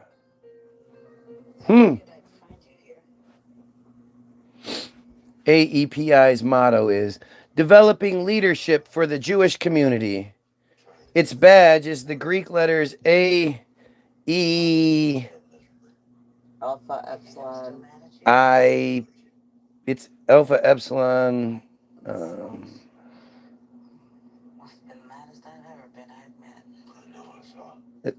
That's the pi symbol. Okay, Alpha, Epsilon, pi, AE, pi. It just didn't look right in the digital representation. What the fuck was? Oh, okay. Arranged horizontally in gold and studded with pearls. The fraternity's colors are blue and gold. Its mascot is the lion. Its flower is the fleur de lis. Its publication is the lion. Coat of arms. Two brothers. T.O. brothers. It is known as the Kofa. Oh, to brothers, it is known as the Kofa, arranged by the initials of the phrase. The coat of arms of Alpha Epsilon Pi contains several symbolic objects, the true meaning of which is only revealed to brothers during their initiation into the fraternity. And in over 100 years, 112 years, nobody has told that secret.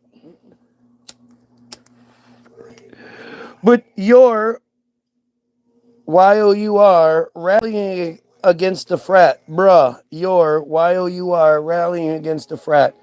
And you're watching me. What the fuck does it matter what I do in my own weird little life that 5 people are watching? If it isn't dangerous what I'm doing, why are you so obsessed with me?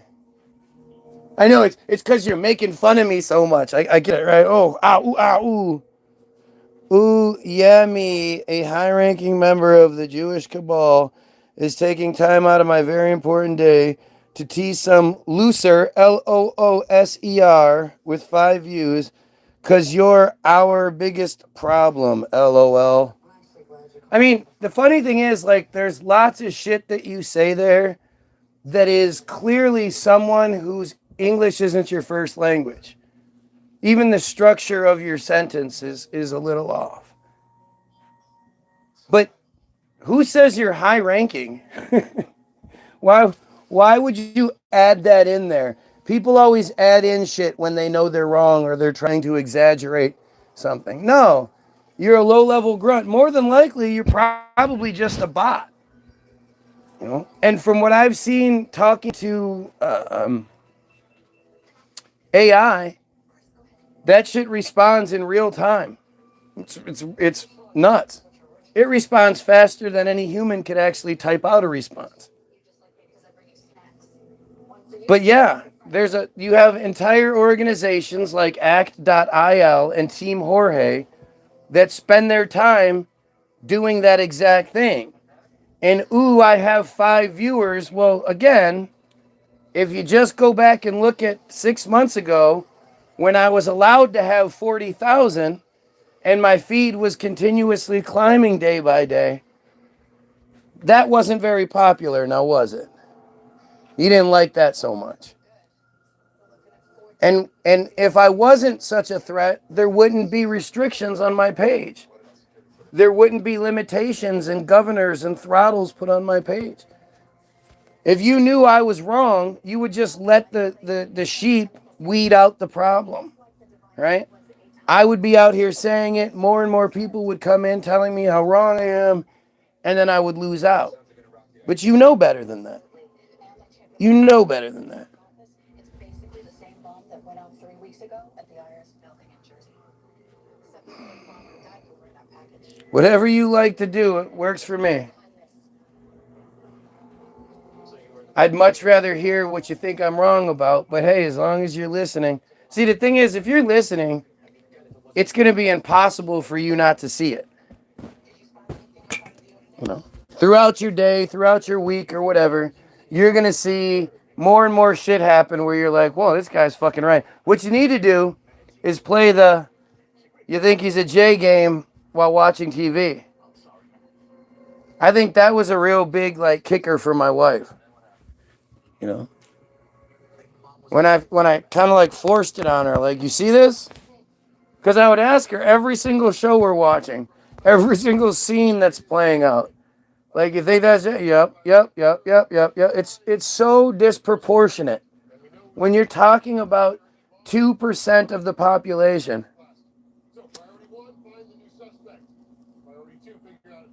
United States population. 0.183% of the world's population. You know, and we already know who dominates the doctors, lawyers, judges, you know, that aspect of things. Judicial Yeah, process. the in judicial general. process, yes, in general. Government, all that shit. And we all know there's the Hollywood aspect of things. When you start thinking about it like that, it's kind of crazy. When was the last time you saw some Hasidic guy sitting behind the counter at the gas station? Ever happen? They don't want to touch public that much. Right. I see it. All right, well, They would have to good. talk to too many females and follow orders Good. given to them. Share it. Share it. Help. You understand? We're all in danger, right? Where do you see this all going? Look at the way the world is right now. Look at A how. lot of people think it's just going to stay the same. No. It's been getting worse. It's definitely getting worse, and people are seeing it, especially when you're talking about the Israel situation. What do you think that's just going to fizzle out? Oh yeah, they're going to come. They've been doing this for generations. They haven't been. It's They'll never been stop- anything they'll like have this. Their talks and stop, and they'll start again, and that's all It's you never hear. been anything like this before. They've never committed genocide out in the open like this before, and like the people are outraged. The system might be still pulling the wool over eyes, but the people are outraged. The outrage is fucking everywhere. You might not see it because you are in a small world. You know, we live in our own little sheltered bubbles, but the outrage is everywhere. There was a protest in, what was it? It was Thailand or Japan or something like that, where 3 million people were there. I showed you that picture. 3 million people. 3 million people is so many fucking people. Yeah, I thought so too. Here for a few minutes. What's up, Matt? Good to see you. I was wondering when you'd show up. You know who I'd really like to talk to is Jesse Howe. Because he's such a motherfucker. He's such a fake piece of shit, you know. Fake doofus. And I wonder if he got exposed on another level, which is why he's changed his shit. But fuck that guy. I've been saying this same shit for years. For years, I've been making songs about where I could make songs about Bacardi and parties and hoes and, you know, my baby's in a Mercedes. I probably could have done that. But I thought, no, you know what? I'll throw away any chance I have at any sort of commercial success by making songs that tell the truth, that say the things that we're not supposed to say. And personally, I think they're amazing.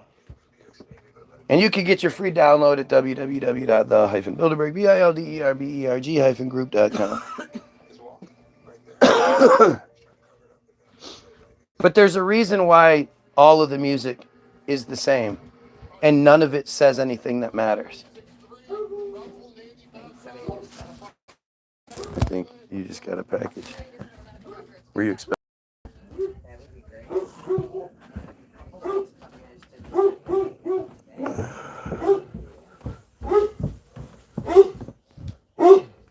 What are you barking at? He's just out there, dummy. No.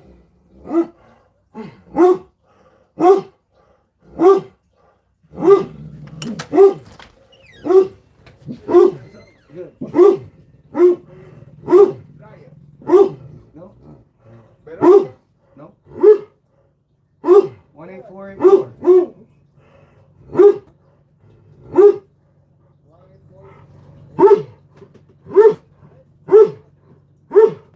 Let me see what it says. Man, I'd love to take somebody's dryer. No, that's... We're 8-4. You're at 3-4. You need 3-4. Who is it? Who is the people? What's the name? Veronica White. 184. I don't know who that is, but it's got to be down that way.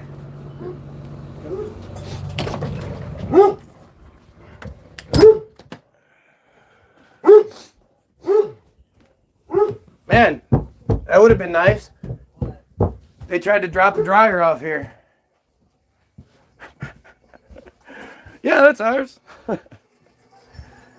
You get in trouble for that. Yeah. He was like, no, here. And I'm like, dude, it's not the right address. Veronica White? I don't know who Veronica White is. What was the numbers? 3-4. 3-4. So he's got to go south. Yeah. Is he turning around? No, he's facing that way. It's got to be Latoya, right? Yeah, well, maybe her mom is or some shit. I know. Not my chair, not my problem. Why do you share when I can't solve them? She's always got something going on. So hopefully she is good.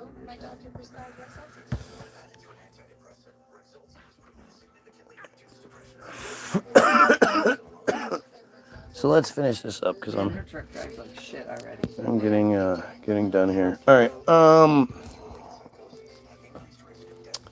Review two brothers. Okay. Coat of arms symbolizes symbolic objects, true meaning of which is, but regardless, the coat of arms does contain symbols that have a history in Judaism, obvious to the uninitiated and even the non-Jewish people. The crest of arms contains a menorah intertwined with the Star of David. Also, the top of the arms has a lion that could be the Lion of Judah or Judea.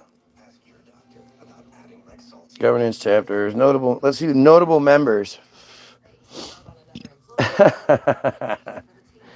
AEI counts among its members at least 7 billionaires. 7 out of the 102,000 that have graduated and the 9,000 that are currently in there.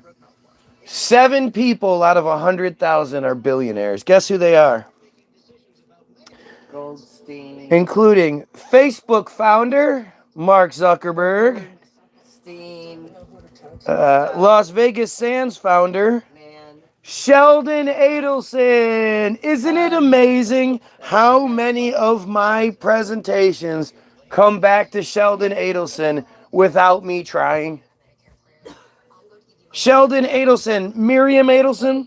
Is he the Kevin Bacon of the Friars? He's the big badass. He's the guy that a few months ago, whatever, Trump was talking, and he said, oh, there's Miriam Adelson, and he did the thing, and he pointed $60 million in the bank, and her and Sheldon probably visited, her late husband Sheldon probably visited the office more times than anybody else.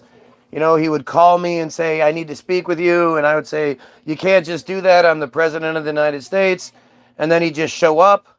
And so we'd have our meeting, and he was I did it. right. He was the reason why I decided to move the capital to Jerusalem, and they're also the reason why I decided to sign the Golan Heights over to Israel. Like, he's just saying the quiet part out loud, you know. And then he says, Miriam, you know, it's weird. You know, she's very, very loyal to. He's saying all this.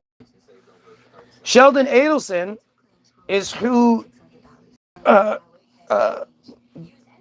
is the founder, the distributor of Israel Hayom, the free Israeli weekly that is a propaganda newspaper, free newspaper that's distributed to everyone for free. That was Sheldon's baby. And Israel Hayom is where the Bottom of Darkness article is, that explains it all, that puts it all together and shows you why these people are so crazy. I cannot believe this is how this, I mean, I can at this point. It's not even that surprising. It's just shocking. It's shocking, but it's not surprising. Of course, it's Sheldon Adelson. Of course, who else would it fucking be?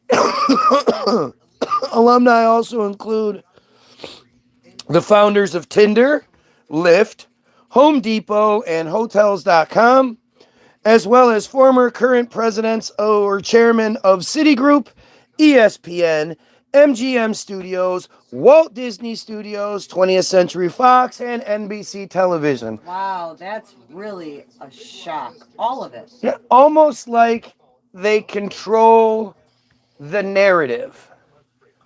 Almost like they specialize in the jobs where they distribute the information to the goyim. What?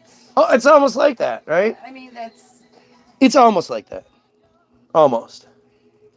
very presumptive of you. I'm sorry. I'm being. What a terrible thing for me to say that they have so much money, power, and control. Oh, don't you hate when people say that about Greeks? Greeks have so much. I'm gonna say it. I hope she doesn't hit me. Greeks have so much money, power, and You better control. shut up. Sorry. Call my godfather. Right. Who has a whole bunch of money, power, and control? Shut up. Because, you know, all of you would be really, really offended if somebody said, wow, you sure do have a lot of money and power and control. Wouldn't you? Well, I mean, when you're talking about the control that everybody complains is so horrible and corrupt, then yeah. Shush. Well, I think what it more so points to is that it points to things being bad because you want them to be bad, because they could be better. But there's always these things that happen where we're like, why is that happening? That's weird. Why are we giving a first world country $3.8 billion a year to fucking kill people? And now we're trying to sign a 20-year deal, which I believe is going to be for $200 billion. At least. They're going to get at least $10 billion a year. I have been telling you this for years. I have been telling you about this, that this was coming for years. You know what? I haven't heard any more about it. I want to look that up real quick. Right. Let me just keep doing it. In sports, AEP alumni include the founders of the first Harlem Globetrotters. Bet you would have thought that, right? The Harlem Globetrotters were founded by a Jewish group. Go fucking figure. The current owner of the Chicago Bulls and Chicago White Sox, the CEO of the Atlanta Hawks, president of the Florida Panthers, and commissioner of the National Hockey League, and at least 2 Olympians. It's a lot of people from one fraternity. In American politics, let's see here. AEP has represented at least. So wait, are we saying we don't actually know? No. Why wouldn't we know? Because they don't talk about Fight Club. God damn it. At least 6 U.S. representatives, 1 U.S. Senator, 1 U.S. Governor, a former Israeli ambassador to the United States, and a U.S. State Supreme Court Justice. In Canadian politics, AEP alumni include Minister of Justice and Attorney General of Canada. That sounds important. The current and 1 former Israeli ambassador to Canada, as well as Canada's first Jewish cabinet member and Deputy Prime Minister of Canada. In arts and entertainment, the alumni include Pritzker Prize winning architect Frank Gehry, Academy Award and Emmy Award winners James L. Brooks, and both members of Simon and Garfunkel, singer-rapper Hoodie Allen. Who is Hoodie Allen? Actor Gene Wilder, as well as co-creator of American Dad Matt Weitzman and Family Guy writer Neil Goldman. The fraternity also counts 3 Nobel Prize winners among its alumni, award-winning children's author and marine conservationist Stephen Camlett, and member of the ETA chapter at Ohio State, or was a member. The organization's current Supreme Master is its highest elected position in its international governance is Scott Knapp, who in 2022 became AEPI's first openly gay person to hold the position. Damn, son. All right, got through that. I want to see something else real quick. Look, I'm down to 2. They whittled me down to 2. Memorandum of understanding. Memorandum. All right, 3 hours ago, Red Post Energy, Basic Equipment, and BHI Co. Ltd. signed strategic MOU in advance of U.S. power generation projects. That's not what I'm talking about. Let's see if they're going to fuck around here. Memorandum of Understanding, Israel. Let's do that. Sort by date. HIT and UK Abrams Award winning groups sign MOU on AI diplomacy. UK and Israel spearhead regional AI pact with Abraham Accord states. That's really scary. All my UK people out there.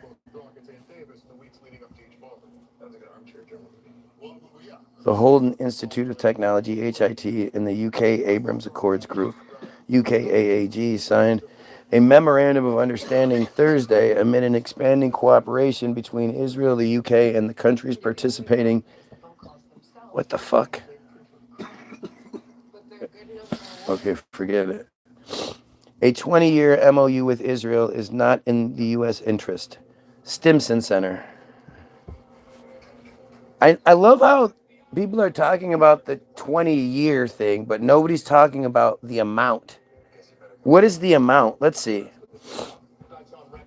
How 20-year agreement outlining billions in assistance to Israel undermines efforts to ensure U.S. security cooperation is strategically relevant and delivering a return for U.S. interests. Israel is reportedly seeking an unprecedented 20-year security agreement with Washington outlining political commitments from Washington for billions of dollars in security assistance. You know what? I think the comments are shut off, so I'm going to reset here, and let's do this.